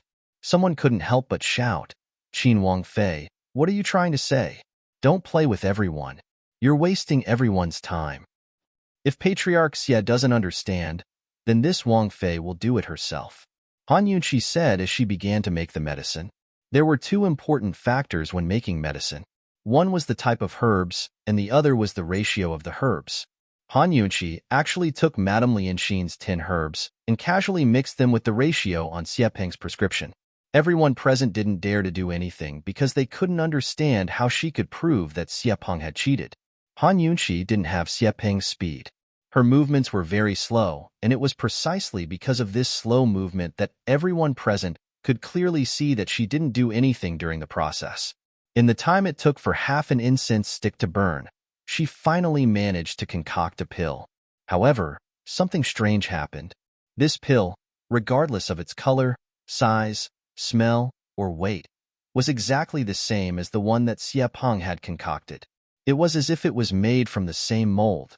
This time, the entire audience was shocked.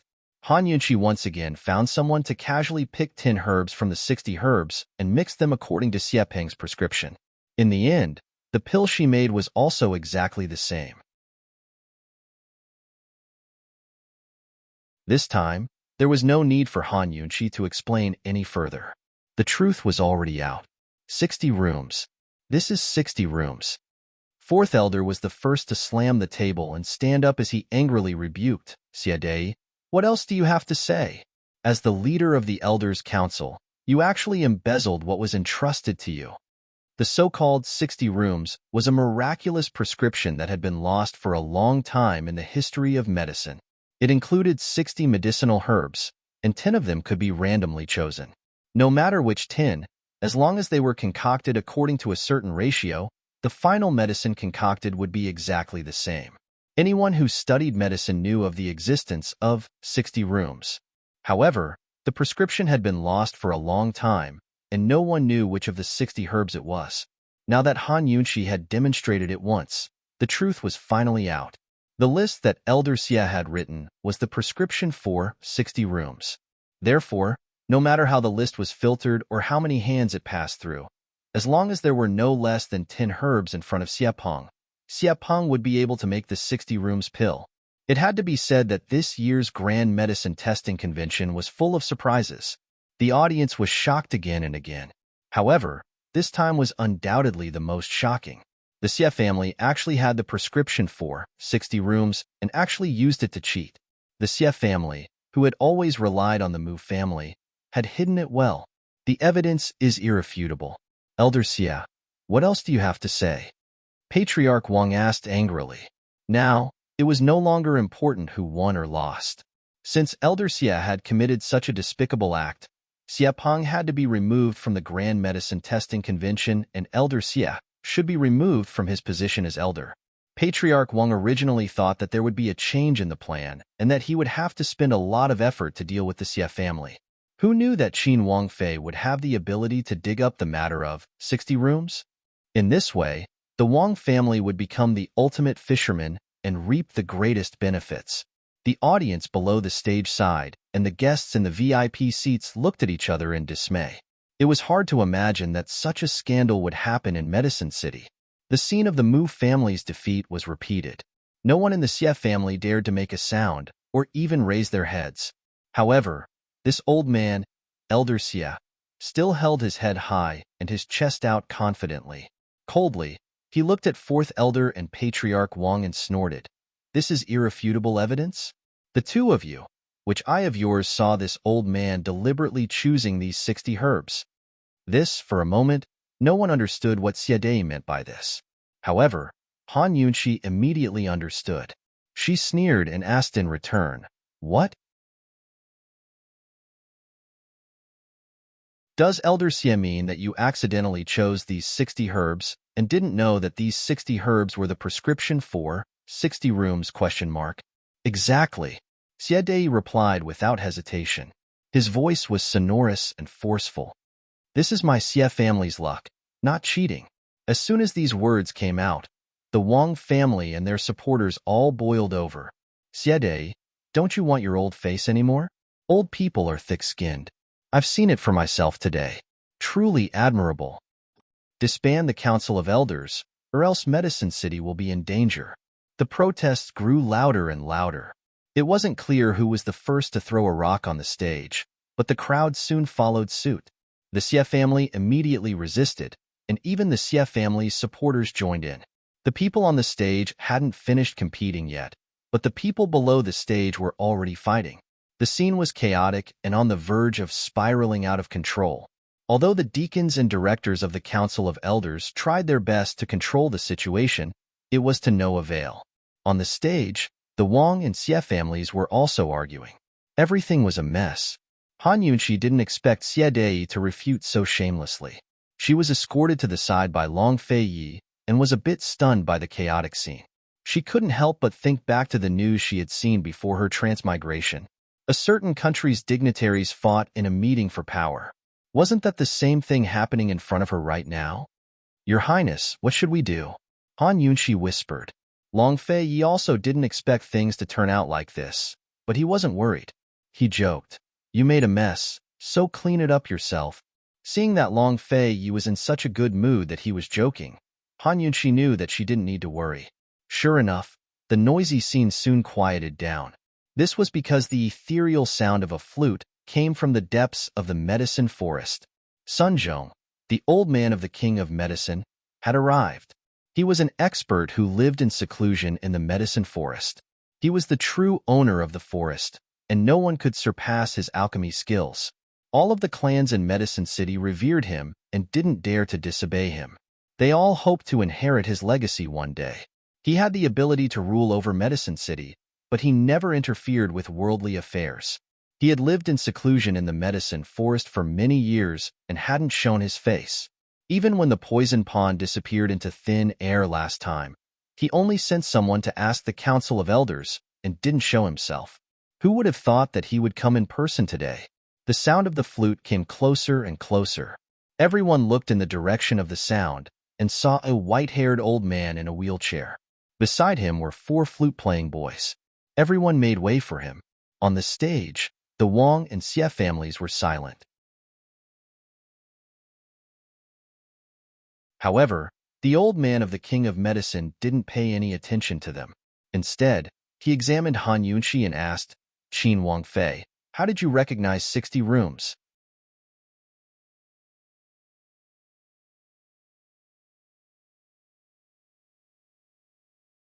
Chapter 535. Only when the King of Medicine asked this did everyone realize the problem. Qin Wangfei was sitting so far away and didn't know about the list of herbs beforehand. How could she be so sure that the Xie family had cheated? Wasn't this a little too mysterious? Everyone looked at Han Yunshi, waiting for her answer. However, Han Yunshi was calm and composed. She said, Elder King of Medicine, I'm familiar with the prescription of 60 rooms. When I saw Elder Wang choose the 10 herbs for Xiepeng, I had my suspicions. When I saw 4th young master Wang admit defeat so easily, I knew there was something wrong with this prescription. You were sure it was 60 rooms after seeing only 10 herbs? The King of Medicine obviously didn't believe her. Unexpectedly, Han Yunshi smiled. Elder King of Medicine, I wasn't sure. It's just that. I was 70 to 80% sure. I made the right bet, didn't I? Han Yunshi was able to discover 60 rooms with the help of the detoxification system. The detoxification system's ability to analyze herbs could kill any pharmaceutical genius. Of course, the premise was that the system had records of 60 rooms. 60 rooms was a famous prescription. If it was a private prescription, the detoxification system wouldn't be able to decipher it. You were 70 to 80% sure after seeing only 10 herbs? The King of Medicine was in disbelief. Han Yunshi walked over and picked out the herbs on the table according to a certain ratio. Elder King of Medicine, the theory behind 60 rooms is actually a matter of proportion. Through mutual rejection, neutralization, and enhancement, the effects of fusion are achieved. The 10 herbs that Elder Wang gave to Xiepeng made me suspicious. However, the ratio of the herbs that Xiepeng used allowed me to deduce the ratio. Therefore, I'm 70 to 80% sure. This was naturally how the detoxification system worked. She didn't explain it clearly, but she pointed out the key to the prescription. The King of Medicine immediately understood. The King of Medicine suddenly laughed out loud. 60 rooms was the prescription that the old man came up with. I never thought that the old man would be able to see a junior crack this prescription in his lifetime. The old man's only wish has been fulfilled, huh? The moment he said that, everyone was dumbfounded. Han Yunshi was shocked as well. She never expected 60 rooms to be the work of this old man. However, what the King of Medicine said next shocked everyone even more. He said, Qin Wangfei, the old man is willing to accept you as his disciple. Are you willing? Han Yunshi was scared out of her wits. One had to know that the King of Medicine was the soul of Alchemy City, the true ruler of the city. Countless people dreamed of becoming his disciple but were rejected because the King of Medicine never accepted disciples. She subconsciously looked at Long Fei Yi. Long Fei was also surprised, but he quickly gave her a reassuring look. In Long Fei's eyes, this was an honor, and Han Yunqi deserved it. Regardless of her talents and abilities, she was worthy of the greatest honor in the medicine world for the sake of Pill Fiend Pharmacy's medicinal ingredients. Qin Wang Fei is unwilling? The king of medicine asked with interest. No. Han Yunqi recovered her wits and immediately fell to her knees. Esteemed master, please accept a bow from your disciple. Master can just call your disciple Yunqi. How could she refuse such a good thing? With the king of medicine's support, what was so difficult about Medicine City? Haha. Good, good. The king of medicine was thrilled as he strode forward to personally help Han Yunqi up. Even though he was already old, every single move he made was extraordinary, and he revealed the dignified bearing and demeanor of a person in a high position. Aside from Long Fei, everyone present, regardless of gender or age, was stunned. None of them recovered their wits. The king of medicine had actually accepted an outsider as his disciple. Was this a dream? No one was more shocked than head elder Xie. He stood there unmoving until Han Yunqi looked at him. Then he subconsciously backed away and almost fell over. Master, since you've come, please uphold justice for the Wang clan, Han Yunqi said seriously. The king of medicine had been secretly observing the Grand Medicine Testing Convention and knew everything. He was about to speak when head elder Xie cried out for injustice. Old senior, this one has never seen 60 rooms before. Even if I knew, I wouldn't dare to use it to cheat and steal from others. This matter was purely my Xie clan's luck. Everything was a coincidence. With esteemed Wang Fei's false accusations, this one won't be able to clear my name even if I jump into the Yellow River. Please, old senior, judge clearly. Xie Dei still wanted to argue against the ironclad facts? Xie Dei must have been driven into a corner and was desperate to do anything. Coincidence? Haha, head elder Xie didn't know about 60 rooms prescription, but a child from your Xie clan did? Han Yunqi sneered. This time, Xie Dei was speechless. His vision darkened, and he almost fainted. He dazedly looked at Ouyang Ningnua below the stage, but Ouyang Ningnua avoided his gaze. 60 rooms, and even the roundworm poison had been given to him by Ouyang Ningnua. Xie Dei was no fool. He was well aware of the consequences of embezzlement as a guild leader. However, when he saw 60 rooms, he threw caution to the wind. Even he hadn't seen a prescription like 60 rooms before, so who in Medicine City could recognize it? He hadn't even been on guard against Gu Qisha. Who would have thought that such a foolproof plan would be exposed by a poison doctor like Han Yunqi and even draw the attention of the king of medicine? Xie Dei had nothing to say about this outcome. He could only accept it. Victory or defeat depended on this one round. The Xie clan had lost. The king of medicine glared fiercely at Xie Dei. Medicine City's reputation has been tarnished, yet you still dare to cry injustice? In this old man's opinion, you should be punished severely as an example to others. This will correct the situation and shake the hearts of the people. The king of medicine naturally wouldn't issue any orders, but with his words, who would dare to defend the Xie clan? Who would dare to plead for leniency?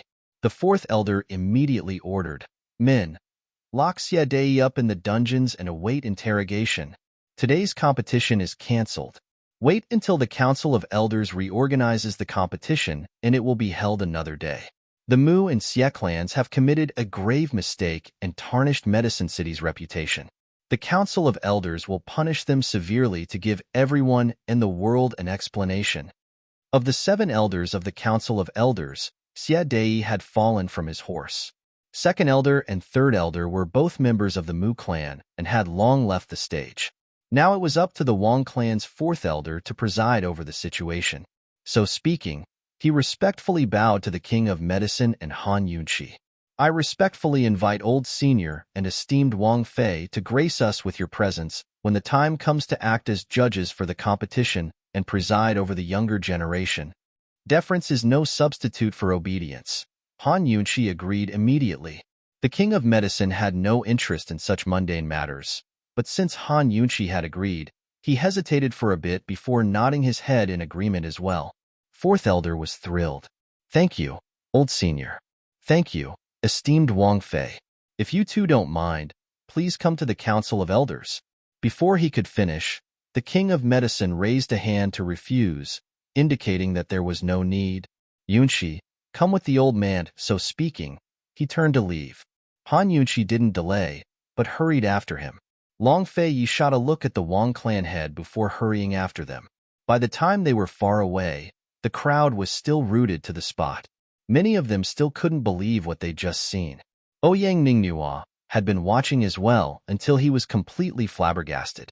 60 rooms had not only ruined the Xie clan, but earned Han Yunqi the King of Medicine's recognition as well. If he wasn't making wedding clothes for someone else, then what was he doing? This was probably the biggest loss he'd ever made in his life. After all, he'd spent a fortune to buy that 60 rooms from a collector. The medicine forest was vast and boundless, so the Council of Elders had only explored a portion of it. Most of the uncharted lands were still in the hands of the King of Medicine.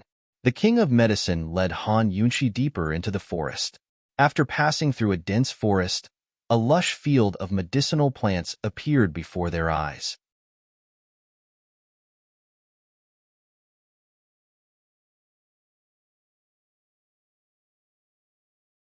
Teasing Long Fei Yi was becoming easier and easier. Han Yunqi? Oh Han Yunqi, have you really been so humble and love-struck in front of this man? Abruptly, Long Fei raised his hand and covered Han Yunqi with his wide black robes. Very soon, sounds of moaning and moaning could be heard from the robes, enough to make one's heart beat faster. Long Fei Yi punished Han Yunqi severely with a kiss.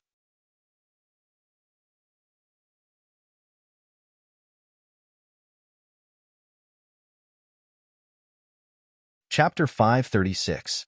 While Long Fei Yi was mercilessly punishing Han Yunqi, Gu was still squatting in his cell, completely unaware of the earth-shattering changes that had taken place in Medicine City. With Gu by her side, Mu Ling had forgotten to count the days. She probably wanted to spend the rest of her life in prison. Gu usually liked to bicker with Han Yunqi, but in reality, he wasn't a talkative person. During the few days he was in prison with Mu Ling he remained silent unless Mu Ling took the initiative to talk to him. He would either sleep or stare at the sky. One day, Mu Ling didn't say a word to him, but he stared at the sky for an entire day. Mu Ling was in disbelief. She suddenly realized that even after knowing Chi brother for so many years, she still didn't understand him at all. Such a troublemaker could actually stare blankly for an entire day. After that day, Mu Ling no longer remained silent. The silent Chi brother made her feel like a stranger, so much so that she was afraid. At this time, there was a large commotion outside the cell. Gu was listening intently. Esteemed pill fiend, may I ask you a question? Mu Ling asked cautiously. Gu ignored her. Mu Ling hesitated for a moment, then asked, Esteemed pill fiend, back then, why were you expelled from Medical City? Gu immediately turned to look at her, his bright eyes revealing a frightening hatred. Why are you asking so many questions? Perhaps because she knew that he was Chi brother, she wasn't afraid no matter how fierce his gaze was. She continued to ask, I heard that you were still very young when you were expelled from Medical City. Is that true? Ever since Han Yunqi told her this secret, she had done everything she could to find out everything about Pill Fiend. Unfortunately, all that had been circulating in the medical world were only rumors. She couldn't find out why Pill Fiend was expelled. Gu suddenly approached her and said in an unfriendly tone, Little girl, remember this. He paused for a long time without saying anything. Mu Ling muttered, Remember what? Unexpectedly, he said gloomily, this old man's business has nothing to do with you. If you enter Pill Fiend Pharmacy, you'd better not bother this old man. Mu Ling felt like her heart had been bitten, and it was extremely painful. She pretended not to know who he was, but he knew who she was. He knew that she liked Chi brother. He rejected her so thoroughly. Seeing Mu Ling's silence, Gu asked her again, Do you remember this? Mu Linger was clearly on the verge of tears, but she put on a disdainful expression and gave a cold snort. Who do you think you are? This lady won't bother you. When this young lady reaches your age, her medicinal skills will definitely be better than yours. Let's wait and see. As she spoke, she arrogantly raised her head and turned away. This was the noble, proud, and inviolable ninth young miss of the Mu family. Gu looked at her for a while before replying with a single word, "Humph." Thus, the two of them fell into silence again. Mu Ling's heart ached, but she secretly praised herself. She felt that her acting was so good that Chi brother wouldn't suspect anything. After a long time, she snuck a glance at him and thought, "Humph, Chi brother, you're a big baddie. I curse you to never leave this place." Just as Mu Ling was thinking that, the cell door suddenly creaked open. Mu Ling was dumbfounded. She seemed to have realized something and wanted to rush over to Gu. Unfortunately, it was too late. Gu had already disappeared. She anxiously looked at the door again and saw that the jailer had delivered a large clean quilt and a piping hot meal. What was going on? He had been torturing her all this time. On such a cold day, he only gave her straw, not a quilt, only cold food, and not hot soup. Why did he suddenly send everything over now? Mu Ling didn't care so much. She looked all over the room for Chi brother, but she couldn't find him. She suddenly thought of something and looked up, only to see a black shadow flash by and disappear at the door. Bad guy. When he came, he clearly asked me if I was going to escape, but when he escaped, he didn't even say a word. It's already so late. The Grand Medicine Testing Convention has already ended. Would it kill him to stay a little longer? Grievance, disappointment, and discomfort all welled up in her heart. Mu Ling covered her face and burst into tears, scaring the jailer quite a bit. This jailer was one of Elder Wang's people. Elder Wang was overjoyed that the Xie and Mu families had been defeated. The first thing he did was to change out all the jailers and guards in the medicinal forest. He added more people to watch over Mu Yingdong and Xie Dei. Elder Wang was a kind person and knew that Qin Wangfei valued this girl, Mu Ling. So he told the jailer to take good care of her and not neglect her. The jailer didn't know the truth and only thought that Elder Wang cherished talent. He originally planned to leave after delivering the things, but seeing Mu Ling cry like this, he couldn't help but comfort her. "Ninth young Miss Mu, don't be sad. The Xie family has been defeated and head Xie is also imprisoned here. Patriarch Wang appreciates you. As long as you are obedient, the Wang family won't treat you unfairly." Mu Ling's crying stopped abruptly. "What did you say? The Xie family has been defeated? Did Han Yunxi and Long Fei come? Did they have something on the Xie family?" The Xie family had been defeated. Did that mean that she would be able to leave soon? Who won? What exactly happened? She asked anxiously. The jailer told her everything and then advised, "Ninth young Miss Mu, when the Elder Council investigates the matter of the poison sect, you can push the blame to your father. With the Wang family's current power in the Elder Council, it won't be hard to protect you." Mu Ling fell to the ground and only laughed coldly after a long time. "They all deserve it. Father and Xie Dei actually wanted to marry her off to Northernly in exchange for the Snow Mountain. What did they take her for? Something that could be used to exchange?" Cold laughter sounded especially desolate in the silent prison cell. Fortunately, there was Han Yunxi, otherwise, her life would be over. The jailer saw that Mu Ling was very strange and didn't dare to stay any longer. He hurriedly went out and locked the door. Without Gu, the prison cell was as silent as a silent world. Mu Ling fell to the ground, and the light from the skylight happened to shine on her body. With her head lowered, her thin figure appeared especially lonely and desolate. As soon as Gu left the medicinal forest, he went straight to the inn that he and Han Yunxi had agreed to meet at. Unfortunately, he didn't see her.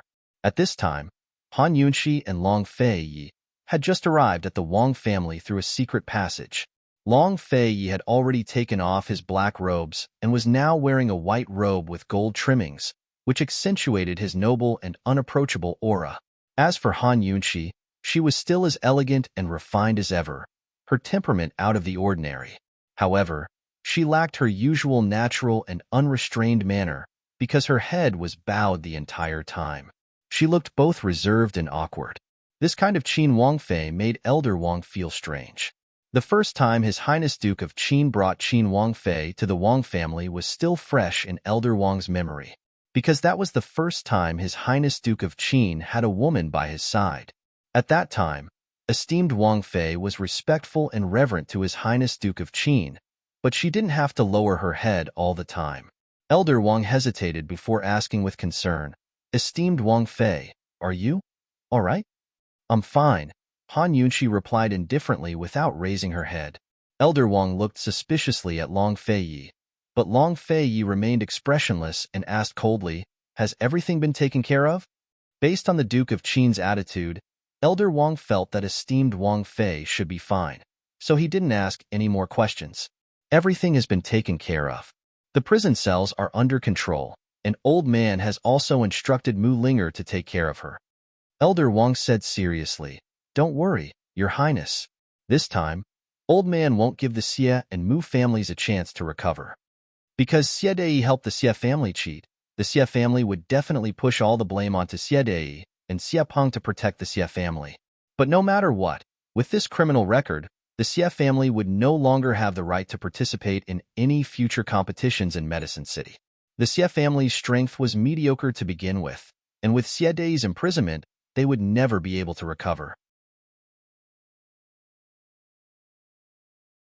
As for the Mu family, the crime of colluding with the 100 Poisons sect was enough to sentence them to death.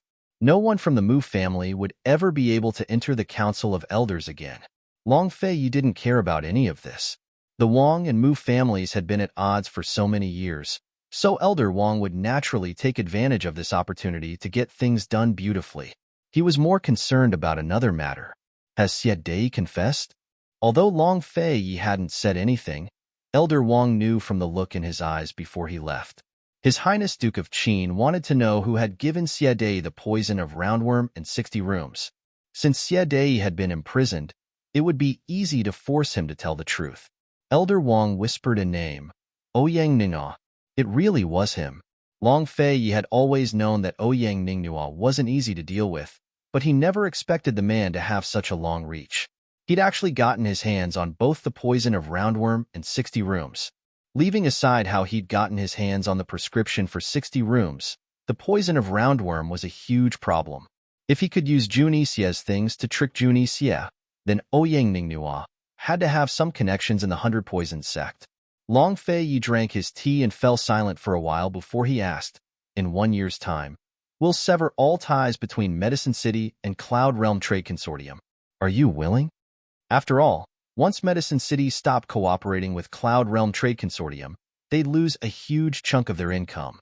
Moreover, His Highness Duke of Qin's intentions was to have Pill Fiend Pharmacy gradually replace Cloud Realm's medicine merchants and control Cloud Realm Continent's market. With Pill Fiend Pharmacy's pricing, Medicine City wouldn't be able to make any profit at all. With the Xie and Mu clans defeated, the Wang clan would gradually take control of Medicine City and become the head of the city. If the Wang clan interfered with Medicine City's Council of Elders and the various clans' cooperation with Cloud Realm Trade Consortium, then it'd hurt everyone's interests. They'd lose the support of the people, and it'd be difficult for them to maintain their position as the head of the city. Long Fei's "I'm willing" was full of meaning, but Elder Wang stood up without hesitation and offered him tea with both hands to express his loyalty. "Your Highness Duke of Qin is too polite. The Wang clan will do its best in this matter." Long Feiyi nodded and accepted the tea with both hands. Now that Elder Wang's hands were free, he immediately fell to one knee and bowed respectfully. "Your Highness Duke of Qin, from this day on, Medicine City's Wang clan is willing to pledge loyalty to Your Highness for generations to come. We sincerely thank Your Highness for your help." Although Elder Wang and His Highness Duke of Qin were old friends, Elder Wang was well aware of the man's ambitions. Rather than being friends, it was better to treat him as a master. Moreover, Han Yunqi had been accepted as a disciple by the King of Medicine. As long as the husband and wife pair had the heart, Medicine City would be theirs sooner or later. Long Feiyi was very satisfied and handed the tea to Han Yunqi. Wang Fei should be the one drinking this tea.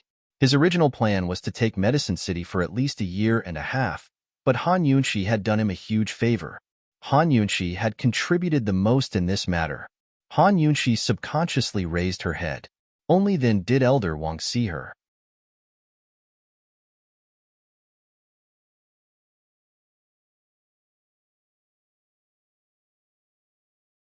Chapter 537.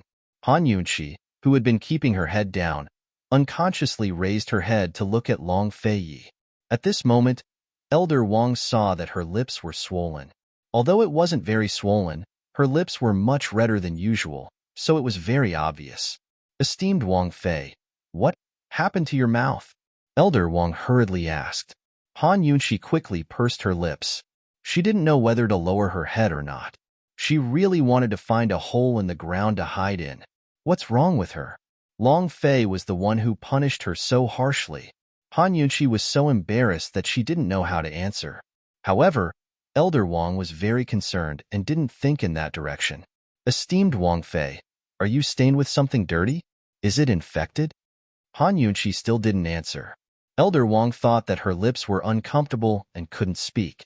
He continued to ask, were you stung by a poisonous bee? Depressing. She was a genius poison doctor. How could she be stung by a poisonous bee? Finally, Elder Wang realized that his guess was ridiculous. He asked again, are you infected with some disease? In an awkward situation, silence was the only solution. Han Yunxi decisively chose to remain silent. Long Feiyi, on the other hand, was simply rotten to the core.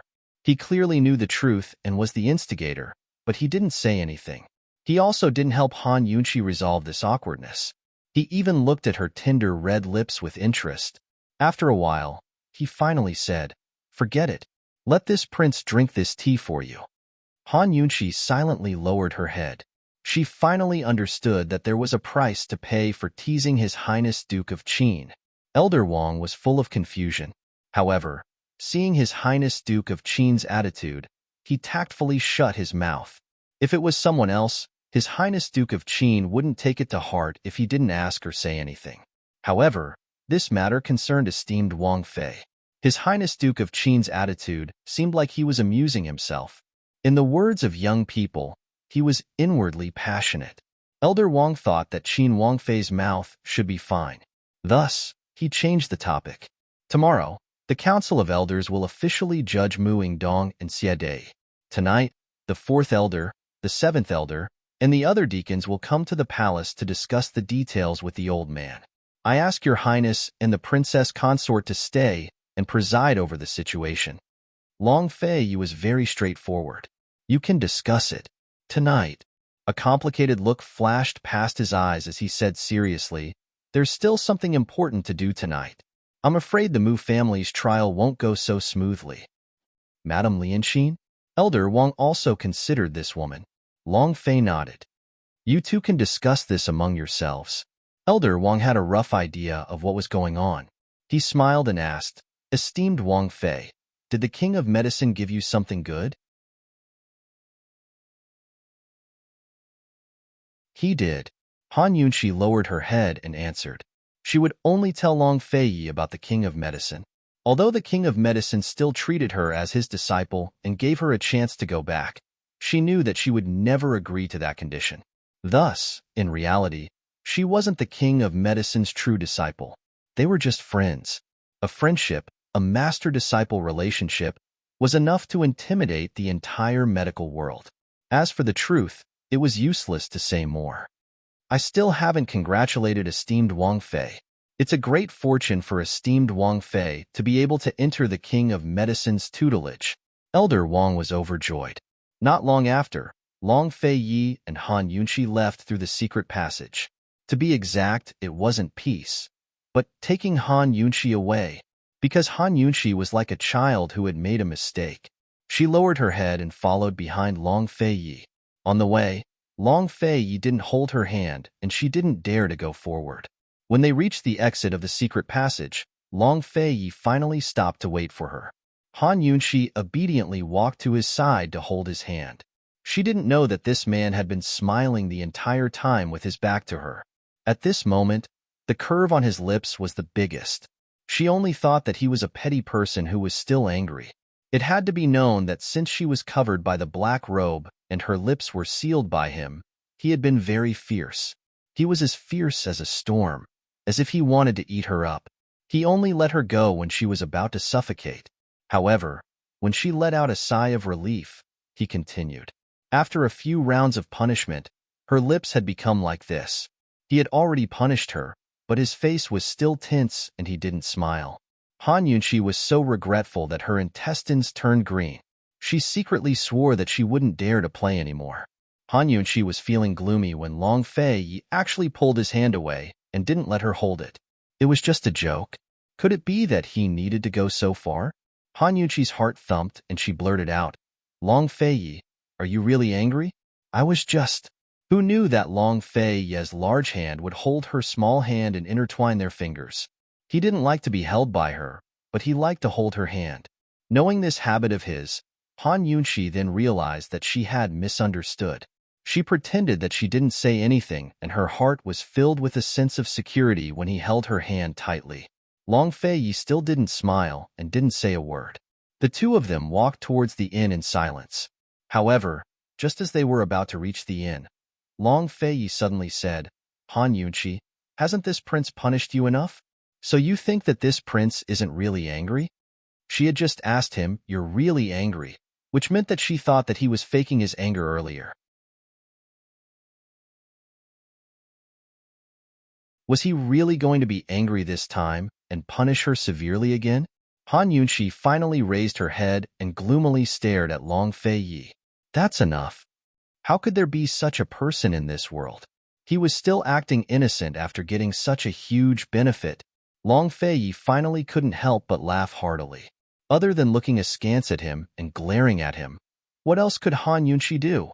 He had forcefully kissed her. Could it be that she could forcefully kiss him back? Han Yunqi hardened her heart and actually tiptoed to hug Long Fei's neck. She pressed him down and fiercely locked her lips with his. Long Fei was stunned. This wasn't the first time this woman had taken the initiative. However, Long Fei was completely unable to resist this initiative. This man who always controlled everything and was always calm in the face of change would only lose control at this moment, including himself. Actually, Han Yunqi had only locked her lips with his. Before she even attacked, he was already stunned on the spot, allowing her to do as she pleased. Long Fei, are you still angry?